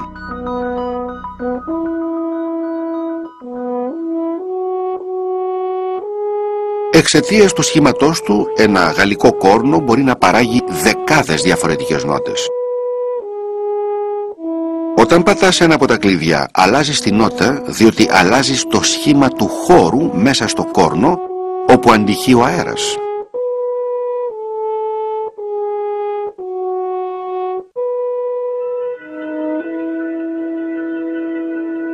Πιστεύουμε ότι οι τυλιγμένες διαστάσεις του χώρου στη θεωρία των χορδών λειτουργούν με παρόμοιο τρόπο. Αν μπορούσαμε να συρρικνωθούμε αρκετά και να πετάξουμε μέσα σε κάποιο από αυτά τα μικροσκοπικά, εξαδιάστατα σχήματα που προβλέπει η θεωρία των χορδών, θα βλέπαμε τον τρόπο με τον οποίο οι επιπλέον διαστάσεις τυλίγονται και περιστρέφονται η μία γύρω από την άλλη, επηρεάζοντας τον τρόπο με τον οποίο κινούνται και πάλλονται οι χορδές, τα θεμελιώδη συστατικά του σύμπαντός μας. Αυτό θα μπορούσε να είναι το κλειδί για την επίλυση ενός από τα πιο βαθιά μυστήρια της φύσης. You see, our universe is kind of like a finely tuned machine. Scientists have found that there are about 20 numbers,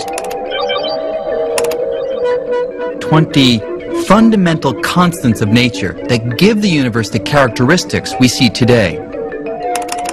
These are numbers like how much an electron weighs, the strength of gravity, the electromagnetic force, and the strong and weak forces. Now, as long as we set the dials on our universe machine to precisely the right values for each of these 20 numbers, the machine produces the universe we know and love.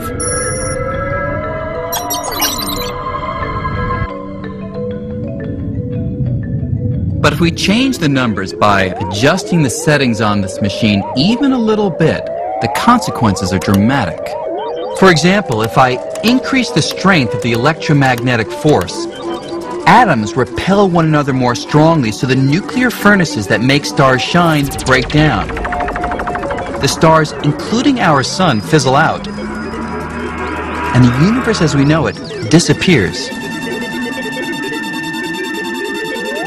Επομένως, τι είναι αυτό στη φύση που προσδιορίζει αυτές τις 20 σταθερές με τέτοια ακρίβεια?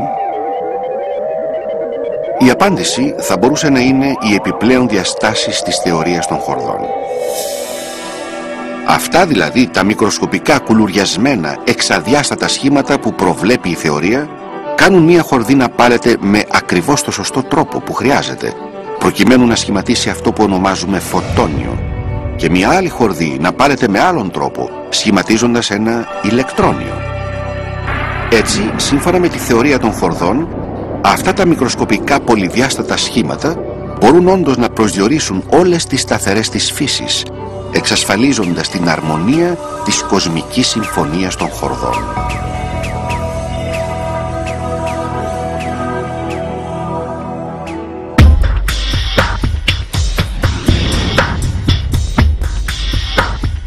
Στα μέσα της δεκαετίας του 1980 η θεωρία των χορδών φαινόταν να βαδίζει ακάθεκτη.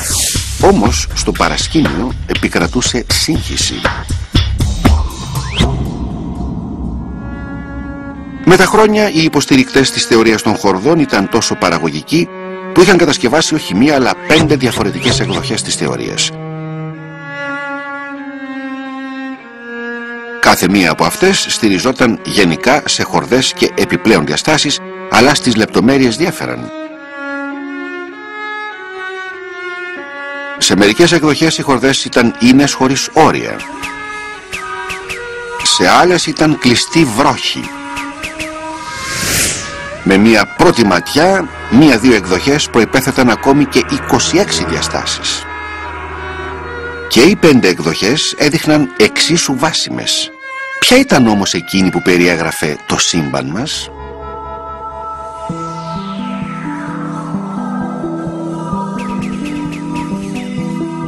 This was kind of an embarrassment for string theorists because on the one hand we wanted to say that this might be it, the final description of the universe, but then in the next breath we had to say, and it comes in 5 flavors, 5 variations. Now, there's one universe, you expect there to be one theory, not 5. So this is an example where more is definitely less.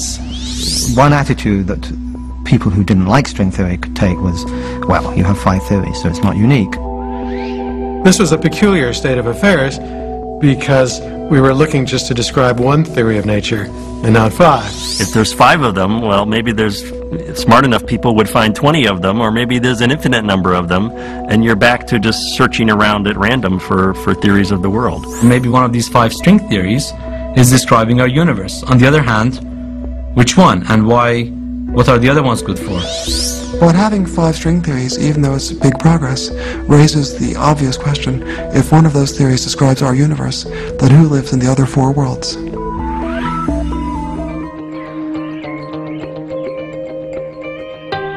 Imagine that we were able to control space or control time. The kinds of things that we'd be able to do would be amazing. I might be able to go from here to here to here to here and over to here in only an instant. Now, we all think that this kind of trip would be impossible, and it probably is. But in the last few years, our ideas about the true nature of space and time have been going through some changes, and things that used to seem like science fiction are looking not so far-fetched. It's all thanks to a revolution in physics called string theory, which is offering a whole new perspective on the inner workings of the universe. String theory holds out the promise that we can really understand questions of why the universe is the way it is at the most fundamental level. String theory is really the Wild West of physics. This is an area of theoretical physics which is so radically different from anything that's been before. This radical new theory starts with a simple premise that everything in the universe, the Earth, these buildings, even forces like gravity and electricity, are made up of incredibly tiny, vibrating strands of energy called strings. And small as they are, strings are changing everything we thought we knew about the universe, especially our ideas about the nature of space. Για να δούμε πώς γίνεται αυτό, ας συρρικνώσουμε πρώτα ολόκληρο το διάστημα σε ένα πιο βολικό μέγεθος. Φανταστείτε ότι όλο και όλο το σύμπαν αποτελείται από το Μανχάταν. Έτσι τώρα, μία μόνο περιφέρεια της Νέας Υόρκης αποτελεί ολόκληρο τον ιστό του διαστήματος. And just for kicks, let's also imagine that I'm the CEO of a large corporation with offices on Wall Street. Because time is money, I need to find the quickest route from my apartment here in Upper Manhattan to my offices in Lower Manhattan. Now, we all know that the shortest distance between 2 points is a straight line, but even if there's no traffic, a bit of a stretch, even in our imaginary Manhattan, it'll still take us some amount of time to get there. By going faster and faster, we can reduce the travel time, but because nothing can go faster than the speed of light, there's a definite limit to how much time we can cut from our journey.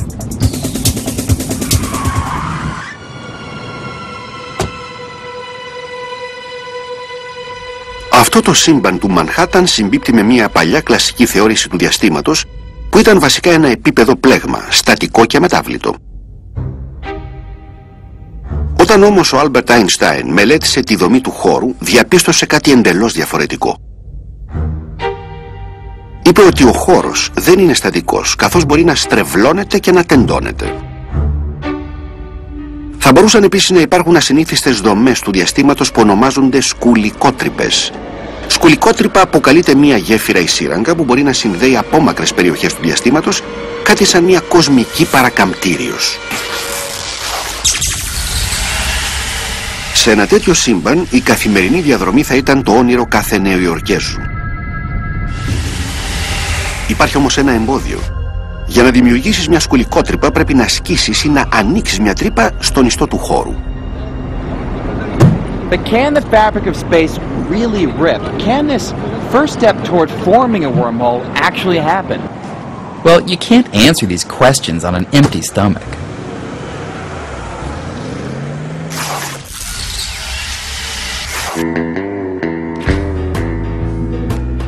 Turns out that by looking at my breakfast, coffee and a donut, we can get a pretty good sense of what string theory says about whether the fabric of space can tear. Φανταστείτε ότι ο χώρος έχει το σχήμα αυτού του ντόνατ. Ίσως να νομίζετε ότι θα ήταν πολύ διαφορετικός από μια περιοχή του χώρου που έχει το σχήμα αυτού του φλιτζανιού καφέ. But there's a precise sense in which the shape of the donut and the coffee cup are actually the same, just a little disguised. Βλέπετε, και τα δύο έχουν μία τρύπα. Στο ντόνατ βρίσκεται στη μέση του και στο φλιτζάνι στη λαβή του. Αυτό σημαίνει ότι μπορούμε να αλλάξουμε το ντόνατ δίνοντας του το σχήμα του φλιτζανιού και στη συνέχεια να του ξαναδώσουμε το αρχικό του σχήμα, χωρίς να χρειαστεί καν να σκίσουμε ή να κόψουμε το ντόνατ. Okay, but suppose you want to change the shape of this donut into a very different shape, a shape with no holes. Ο μόνος τρόπος για να το καταφέρετε είναι να κόψετε το ντόνατ κάπως έτσι και μετά να του δώσετε άλλο σχήμα.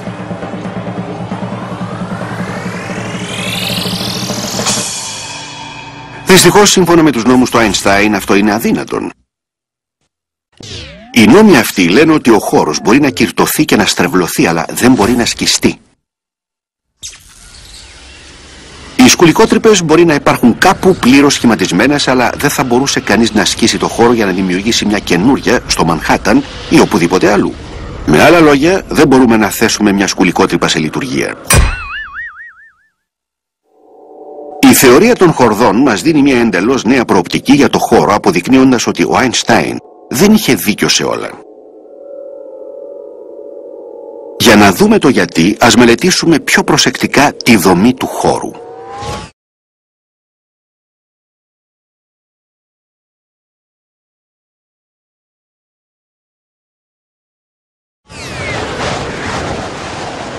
Αν μπορούσαμε να συρρικνωθούμε περίπου στο 1/100,000 του δισεκατομμυριοστού του πραγματικού μεγέθους μας, θα μπαίναμε στον κόσμο της κβαντομηχανικής.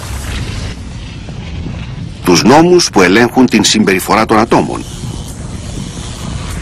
Είναι ο κόσμος του φωτός και του ηλεκτρισμού και οτιδήποτε άλλου δρά στις πλέον μικροσκοπικές κλίμακες. Εδώ ο ιστός του χώρου είναι τυχαίος και χαοτικός.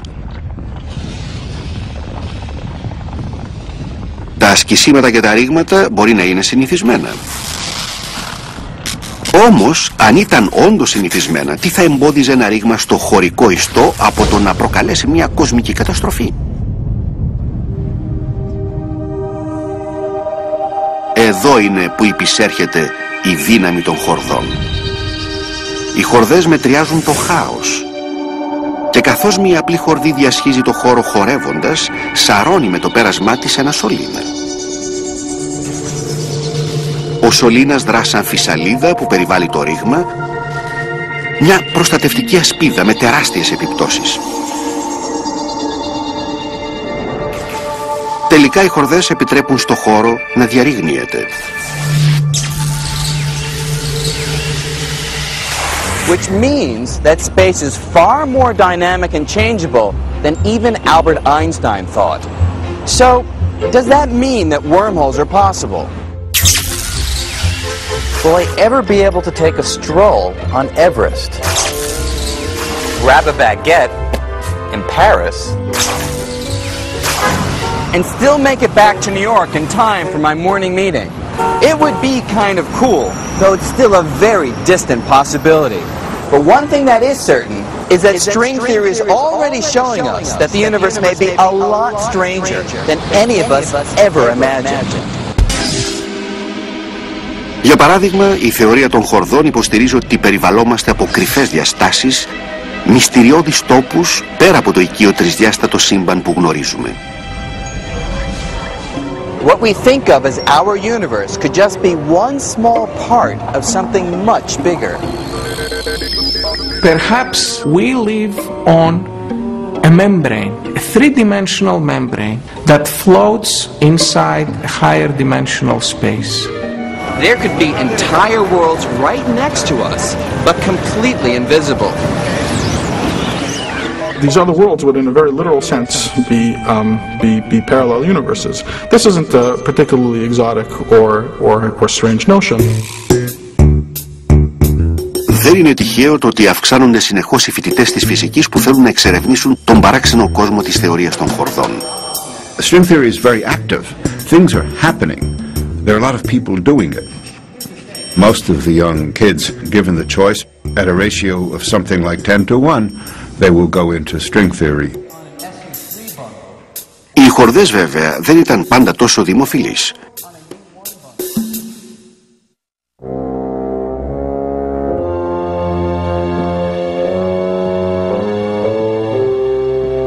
Οι πρωτοπόροι της θεωρίας των χορδών πάλευαν επί χρόνια, δουλεύοντας μόνοι τους πάνω σε μια ιδέα που κανένας άλλος δεν πίστευε. Η ουσία είναι η εξής. Επί δεκαετίες οι φυσικοί πίστευαν ότι τα πιο μικροσκοπικά συστατικά μέσα σε ένα άτομο ήταν σημειακά σωματίδια. Γύρω από τον πυρήνα των ατόμων πετούσαν τα ηλεκτρόνια και μέσα σε αυτόν βρίσκονταν τα πρωτόνια και τα νετρόνια, τα οποία ήταν δομημένα από κουάρκ. Η θεωρία των χορδών λέει ότι αυτά που θεωρούσαμε ως αδιαίρετα σωματίδια είναι στην πραγματικότητα μικροσκοπικές παλόμενες χορδές. It's nothing really mystical. It's a really tiny string. It either closes into its little circle or it has endpoints, but it's just a little string. How could this unified theory of everything come in 5 different flavors? Επρόκειτο για μια περίπτωση όπου το περισσότερο ήταν σίγουρα λιγότερο. Στη συνέχεια όμως συνέβη κάτι αξιοσημείωτο. Αυτός είναι ο Ed Witten. Θεωρείται ένας από τους μεγαλύτερους φυσικούς εν ζωή, ίσως ακόμα και ο διάδοχος του Einstein. Ed Witten is a very special person in the field. He clearly has a grasp, particularly of the underlying mathematical principles, which is far greater than most other people. Well, you know, we all think we're very smart, and he's so much smarter than the rest of us. Το 1995 οι θεωρητικοί των χορδών από ολόκληρο τον κόσμο συγκεντρώθηκαν στο Πανεπιστήμιο της Νότιας Καλιφόρνια για το ετήσιο συνέδριό τους. Ο Ed Witten εμφανίστηκε στο συνέδριο και έφερε τα πάνω κάτω. I was really trying to think of something that would be significant for the occasion. And actually, since 5 string theories was too many, I thought I would try to get rid of some of them.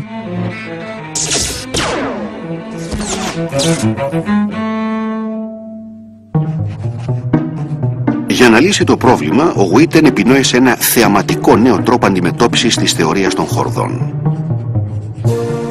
Ed announced that he had thought about it, and moreover he had solved it. He was going to tell us the solution to every string theory in every dimension. which was an enormous claim. But coming from Ed, it was not so surprising. The atmosphere was electric because all of a sudden, string theory, which had been going through kind of doldrums, was given an incredible boost, a shot in the arm. Ed Witten gave his famous lecture, and he said a couple of words that got me interested. And for the rest of the lecture, I got hooked up on the first few words that he said and completely missed the point of his lecture. I remember I had to give the talk after him, and I was kind of embarrassed too. Ed Witten just blew everybody away. Και αυτό συνέβη διότι παρουσίασε μια εντελώς νέα άποψη για τη θεωρία των χορδών.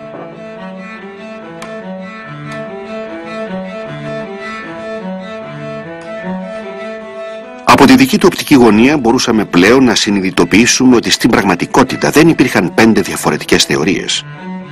Όπως συμβαίνει με τις αντανακλάσεις σε έναν τοίχο γεμάτο καθρέφτες, αυτό που νομίζαμε ότι ήταν 5 θεωρίες, αποδείχθηκε τελικά ότι ήταν απλώς 5 διαφορετικοί τρόποι θεώρησης του ίδιου πράγματος.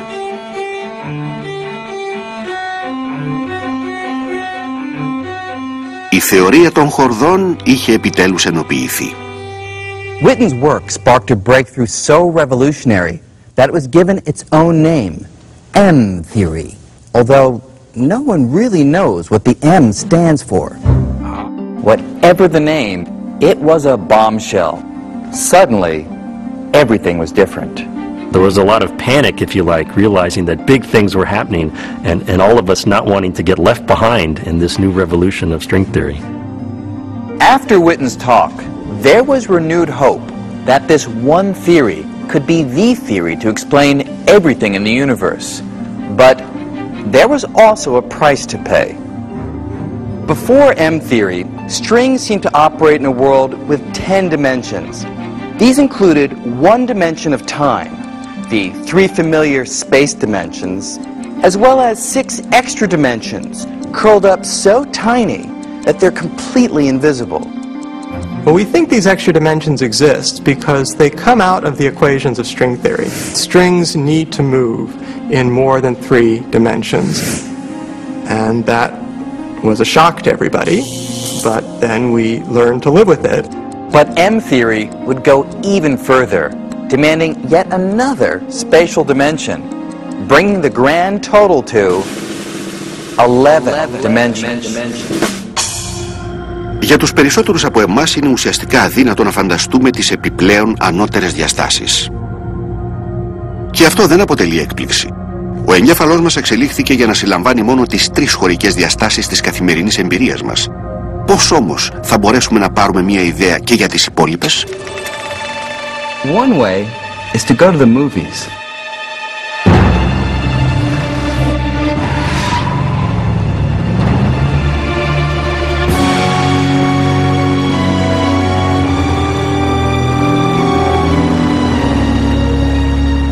We're all familiar with the real world having 3 spatial dimensions.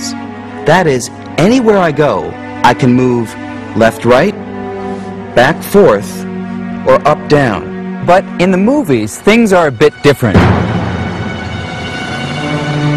Even though the characters on a movie screen look 3-dimensional, they actually are stuck in just 2 dimensions. There is no back, forth on a movie screen. That's just an optical illusion. To really move in the back-forth dimension, I'd have to step out of the screen. And sometimes moving into a higher dimension can be a useful thing to do.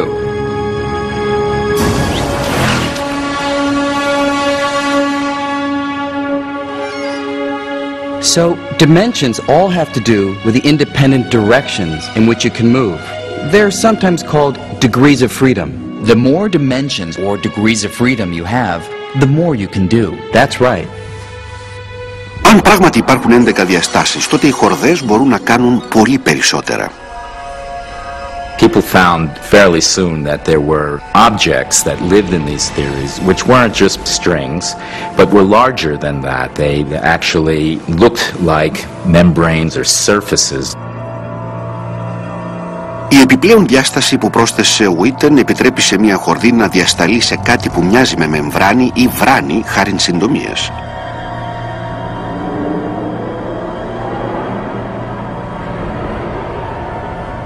Μία βράνη θα μπορούσε να έχει 3 και περισσότερες διαστάσεις, ενώ με την κατάλληλη ενέργεια θα μπορούσε να αποκτήσει τεράστιο μέγεθος, ίσως τόσο μεγάλο όσο ένα σύμπαν.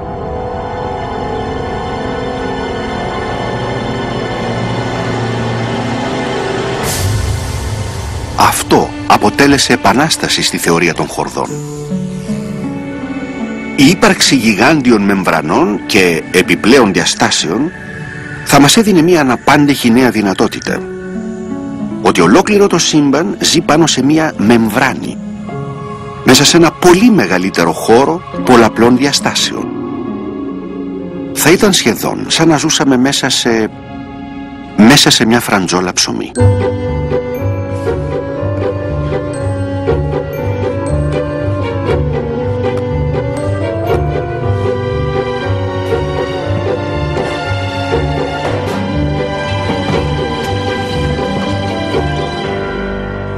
Our universe might be like a slice of bread, just one slice, in a much larger loaf that physicists sometimes call the bulk. And if these ideas are right, the bulk may have other slices, other universes, that are right next to ours, in effect, parallel universes. Οπότε όχι μόνο το σύμπαν στο οποίο ζούμε δεν θα ήταν και τίποτα το ιδιαίτερο, αλλά θα μπορούσαμε να έχουμε και πολλούς γείτονες. Some of them could resemble our universe. They might have matter and planets and, who knows, maybe even beings of a sort. Others could certainly be a lot stranger. They might be ruled by completely different laws of physics. Now, all of these other universes would exist within the extra dimensions of M-theory, dimensions that are all around us. Some even say they might be right next to us, less than a millimeter away. But if that's true, why can't I see them or touch them? If you have a brain living in a higher dimensional space and your particles, your atoms, cannot get off the brain, it's like trying to reach out, but you can't touch anything. It might as well be on the other end of the universe. And it's a very powerful idea, because if it's right, it means that our whole picture of the universe is clouded by the fact that we're trapped on just a tiny slice of the higher dimensional universe. It is a powerful idea, especially because it may help solve one of the great mysteries of modern science. It has to do with gravity. It's been more than 300 years since Isaac Newton came up with the universal law of gravity, inspired, as the story goes, by seeing an apple fall from a tree. Today it seems obvious that gravity is a powerful force.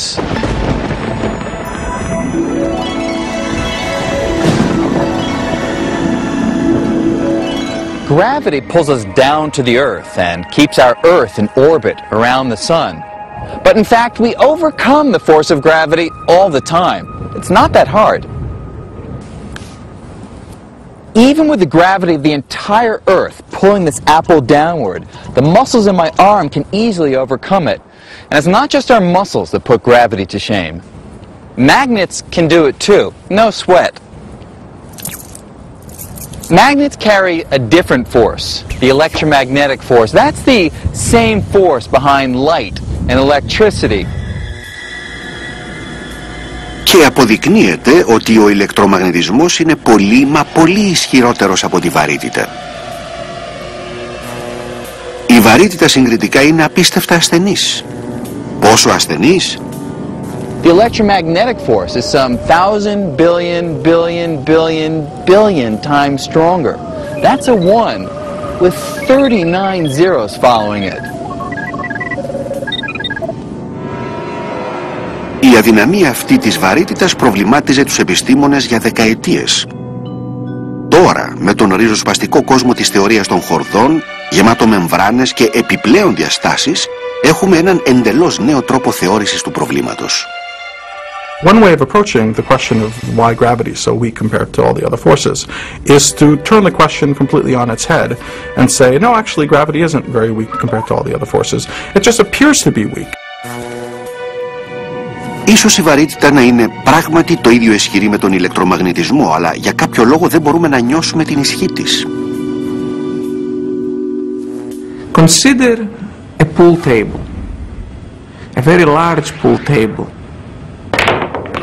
Think of the surface of the pool table as representing our three-dimensional universe, although it is just two-dimensional. And think of the billiard balls as representing atoms and other particles that the universe is made out of. So here's the wild idea. The atoms and particles that make up stuff in the world around us will stay on our particular membrane, our slice of the universe, just as the billiard balls will stay on the surface of the pool table. Unless you're a really bad pool player. But whenever the balls collide, there is something that always seeps off the table.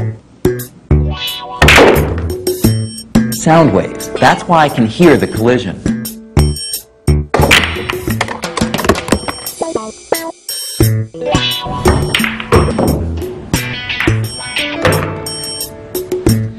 Now, the idea is that gravity might be like the sound waves. It might not be confined to our membrane. It might be able to seep off our part of the universe.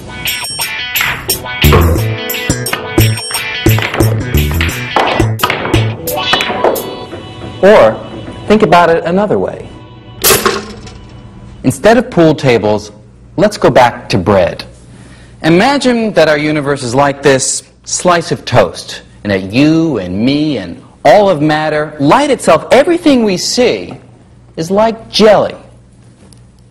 Now, jelly can move freely on the surface of the toast, but otherwise it's stuck. It can't leave the surface itself.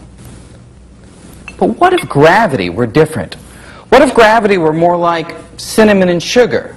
Now, this stuff isn't sticky at all, so it easily slides right off the surface. But why would gravity be so different from everything else that we know of in the universe? Well, it turns out that string theory, or M theory, provides an answer. Και όλα έχουν να κάνουν με το σχήμα. Επί χρόνια επικεντρωνόμασταν σε χορδές που ήταν κλειστοί βρόχοι σαν λαστιχάκια.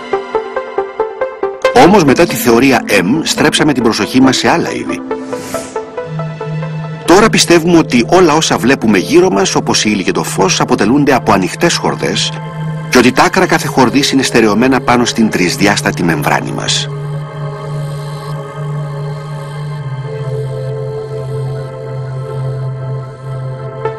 Όμως, οι κλειστοί βρόχοι χορδών όντως υπάρχουν και ένα είδος τους ευθύνεται για τη βαρύτητα. Ονομάζονται βαρυτόνια. Οι κλειστοί βρόχοι δεν έχουν ελεύθερα άκρα για να στερεωθούν, οπότε τα βαρυτόνια είναι ελεύθερα να διαφύγουν προς άλλες διαστάσεις, αλλοιώνοντας την ισχύ της βαρύτητας και κάνοντάς την να φαίνεται ασθενέστερη από τις άλλες δυνάμεις της φύσης. Αυτό υποδηλώνει μια πολύ ενδιαφέρουσα δυνατότητα. If we do live on a membrane, and there are parallel universes on other membranes near us, we may never see them, but perhaps we could one day feel them through gravity.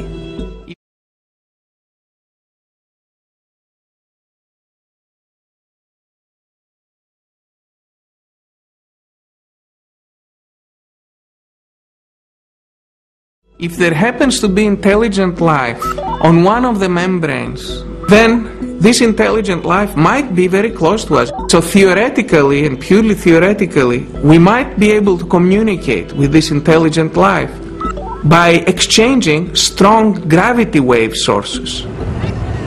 So, who knows, maybe someday we'll develop the technology and use gravity waves to actually communicate with other worlds.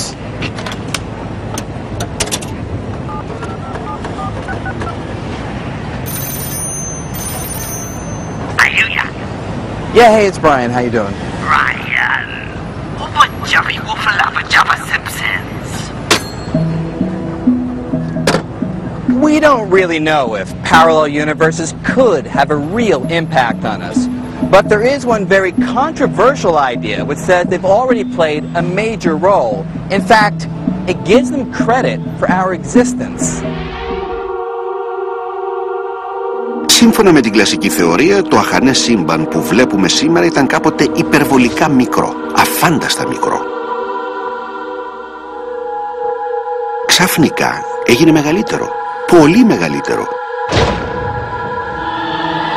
Κατά τη διάρκεια του συγκλονιστικού γεγονότος που είναι γνωστό ως Μεγάλη Έκρηξη.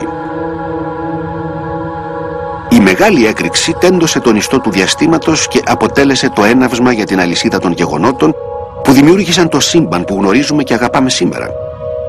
Όμως πάντα υπήρχαν ορισμένα προβλήματα με τη θεωρία της Μεγάλης Έκρηξης. Πρώτον, όταν συμπιέζεις ολόκληρο το σύμπαν σε μια απειροελάχιστα μικρή αλλά απίστευτα πυκνή συσκευασία, από κάποιο σημείο και μετά, οι νόμοι της φυσικής απλά καταραίουν. Πάβουν πλέον να έχουν νόημα. The formulas we use start giving answers that are nonsensical. We find total disaster. Everything breaks down. And we're stuck. Συν της άλλης είναι και η ίδια η έκρηξη. Τι είναι ακριβώς αυτό το πράγμα? That's actually a problem. The classic form of the Big Bang theory really says nothing about what banged, what happened before it banged, or what caused it to bang. Μερικές βελτιωμένες εκδοχές της θεωρίας της Μεγάλης Έκρηξης παρέχουν κάποιες εξηγήσεις για την ίδια την έκρηξη, όμως καμία από αυτές δεν γυρίζει το ρολόι πίσω, ακριβώς τη στιγμή που άρχισαν τα πάντα. Όλοι παραδέχονται ότι υπάρχουν προβλήματα. Το ερώτημα είναι, μπορεί να τα λύσει η θεωρία των χορδών? Ορισμένοι θεωρητικοί των χορδών έχουν υποστηρίξει ότι η Μεγάλη Έκρηξη δεν ήταν σε καμία περίπτωση η αρχή και ότι το σύμπαν μπορεί να υπήρχε πολύ πιο πριν ακόμα και από το πάντα. Δεν αισθάνονται όλοι άνετα με αυτή την ιδέα. I actually find it rather unattractive to think about a universe without a beginning. It seems to me that a universe without a beginning is also a universe without an explanation. Ποια είναι λοιπόν η εξήγηση? Τι γίνεται αν η θεωρία των χορδών είναι σωστή και ζούμε όντως πάνω σε μια γιγάντια μεμβράνη μέσα σε ένα σύμπαν ανώτερων διαστάσεων? One of the ideas in string theory that was particularly striking to me and suggested perhaps a new direction for cosmology is the idea of brains and the idea of brains moving in extra dimensions. Ορισμένοι επιστήμονες υποστηρίζουν ότι η απάντηση στο γρίφο της Μεγάλης Έκρηξης βρίσκεται στις κινήσεις αυτών των γιγάντιων βρανών. It's so simple. Here's a brain on which we live, and here's another brain floating in the higher dimension. There's absolutely nothing difficult about imagining that these collide with each other. Σύμφωνα με αυτή την ιδέα, κάποια στιγμή πριν από τη Μεγάλη Έκρηξη, δύο βράνες που μετέφεραν παράλληλα σύμπαντα άρχισαν να πλησιάζουν η μία την άλλη. Μέχρι που... All of that energy has to go somewhere. Where does it go? It goes into the Big Bang. It creates the expansion that we see, and it heats up all the particles in the universe in this big fiery mass. Σαν να μην ήταν αυτό από μόνο του αλόκοτο, οι υποστηρικτές αυτής της ιδέας προχωρούν σε ένα ακόμα ριζοσπαστικό ισχυρισμό. Η Μεγάλη Έκρηξη δεν ήταν ένα ξεχωριστό γεγονός. Υποστηρίζουν ότι παράλληλα σύμπαντα θα μπορούσαν να έχουν συγκρουστεί όχι μόνο μία φορά στο παρελθόν, αλλά ξανά και ξανά. Και ότι αυτό θα συμβεί και στο μέλλον. Αν αυτή η άποψη είναι σωστή, υπάρχει τώρα μία βράνη εκεί έξω, η οποία βρίσκεται σε τροχιά σύγκρουσης με το σύμπαν μας. So another collision is coming, and there'll be another Big Bang, and this will just repeat itself for an indefinite period into the future. If string theory is the one true theory of the universe, it will have to solve the riddle of the Big Bang. And there's a lot of hope that someday string theory will succeed. But for now, there's also a lot of uncertainty. As promising and exciting as the theory is, we don't entirely understand it. Οι χορδές θεωρούνται ότι είναι τόσο μικροσκοπικές, πολύ μικρότερες από ένα άτομο, που πιθανώς να μην υπάρχει τρόπος να τις δει κανείς απευθείας. But even if we never see strings, we may someday see their fingerprints. You see, if strings were around at the beginning of the universe, when things were really tiny, they would have left impressions or traces on their surroundings.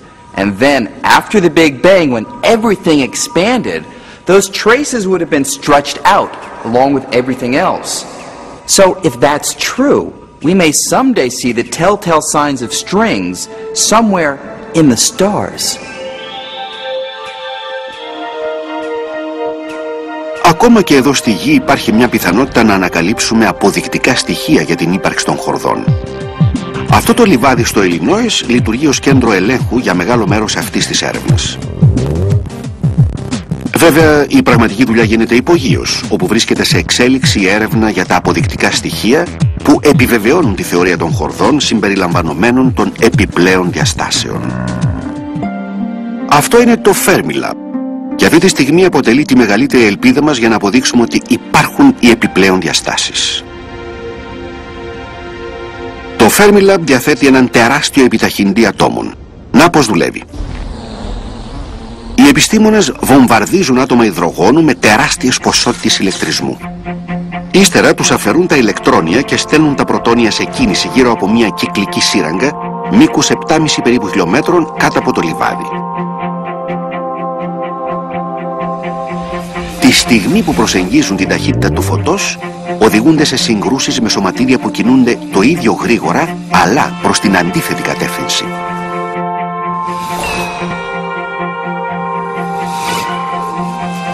Οι περισσότερες συγκρούσεις γίνονται υπογωνία, αλλά που και που έχουμε και κάποια με τοπική. Το αποτέλεσμα είναι η δημιουργία βροχής από ασυνήθιστα υποατομικά σωματίδια.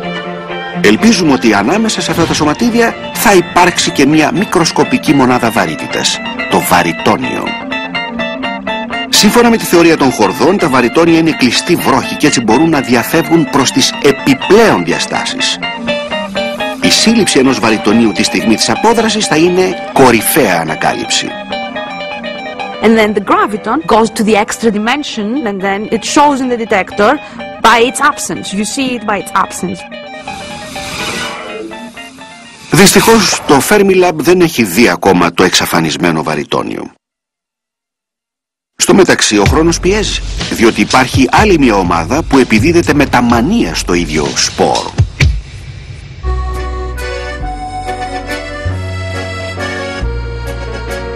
...7.500 χιλιόμετρα μακριά, στα σύνορα Γαλλίας και Ελβετίας, ένα εργαστήριο ονόματι CERN κατασκευάζει έναν τεράστιο νέο επιταχυντή σωματιδίων.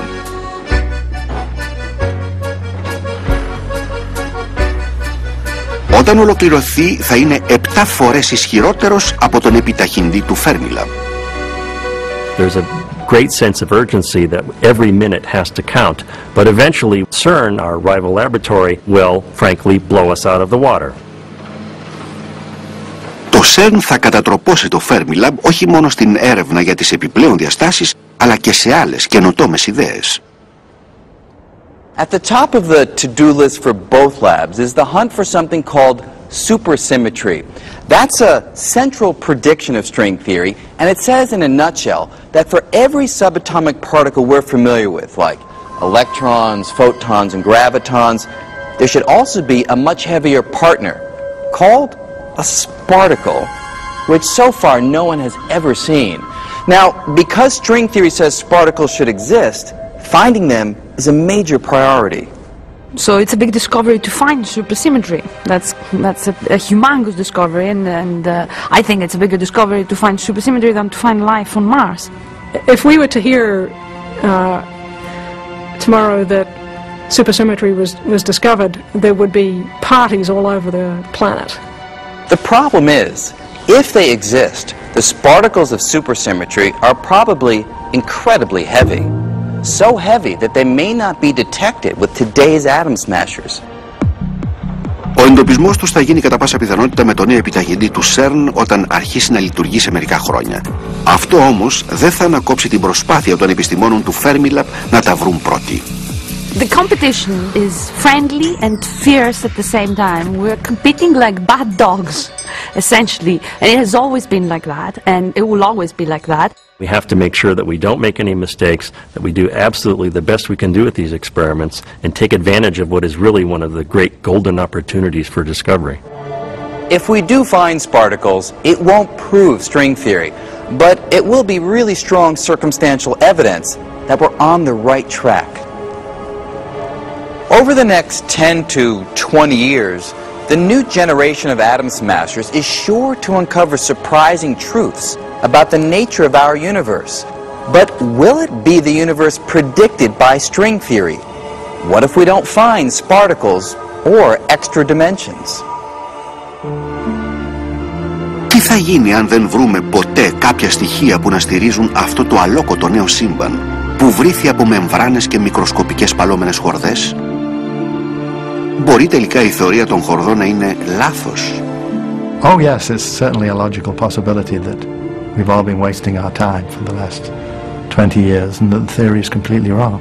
There have been periods of many years where all of the smart people, all of the cool people were working on one kind of theory, moving in one kind of direction, and even though they thought it was wonderful, it turned out to be a dead end. This could happen to string theory. Παρόλο που δεν υπάρχουν ακόμα πραγματικές αποδείξεις, ήδη σε μεγάλο βαθμό η θεωρία των χορδών βγάζει νόημα, έτσι ώστε πολλοί από εμάς να πιστεύουν ότι είναι σωστή. I don't think it's ever happened that a theory that has the kind of mathematical appeal that string theory has turned out to be entirely wrong. I would find it hard to believe that that much elegance and mathematical beauty would simply be wasted. I don't really know how close we are to the end. You know, are we almost there and having the complete story? Is it going to still be another 10 years? Nobody knows. But I think it's going to keep me busy for a long time. We have been incredibly lucky. Nature has somehow allowed us to unlock the keys to many fundamental mysteries already. How far can we push that? We won't know until we try. Πριν από ένα αιώνα, ορισμένοι επιστήμονες νόμιζαν ότι λίγο πολύ είχαν ανακαλύψει τους βασικούς νόμους που διέπουν το σύμπαν. Μετά ήρθε ο Αϊνστάιν και αναθεώρησε ριζικά τις γνώσεις μας για το χώρο και το χρόνο και τη βαρύτητα. Κατόπιν η κβαντομηχανική αποκάλυψε τις ενδότερες διεργασίες των ατόμων και των μορίων, φανερώνοντας έναν κόσμο αλόκοτο και αβέβαιο. Στη διάρκεια του 20ου αιώνα αποδείχθηκε ότι κάθε φορά που εξετάζαμε πιο προσεκτικά το σύμπαν, ανακαλύπταμε μία ακόμα αναπάντεχη και βαθύτερη πραγματικότητα. Στο ξεκίνημα του 21ου αιώνα παίρνουμε μία πρώτη γεύση από αυτό που ενδέχεται να αποτελέσει το επόμενο επίπεδο. Παλόμενες χορδές, σωματίδια, παράλληλα σύμπαντα και επιπλέον διαστάσεις. Πρόκειται για ένα συναρπαστικό όραμα και σε μερικά χρόνια τα πειράματα ίσως αρχίσουν να μας λένε κατά πόσο κάποιες από τις ιδέες αυτές είναι σωστές ή λάθος. But regardless of the outcome, we'll keep going because, well, that's what we do. We follow our curiosity. We explore the unknown. And 100 or 1,000 years from now, today's view of the cosmos may look woefully incomplete, perhaps even quaint. But undeniably, the ideas we call string theory are a testament to the power of human creativity. They've opened a whole new spectrum of possible answers to age-old questions. And with them, we've taken a dramatic leap in our quest to fully understand this elegant universe.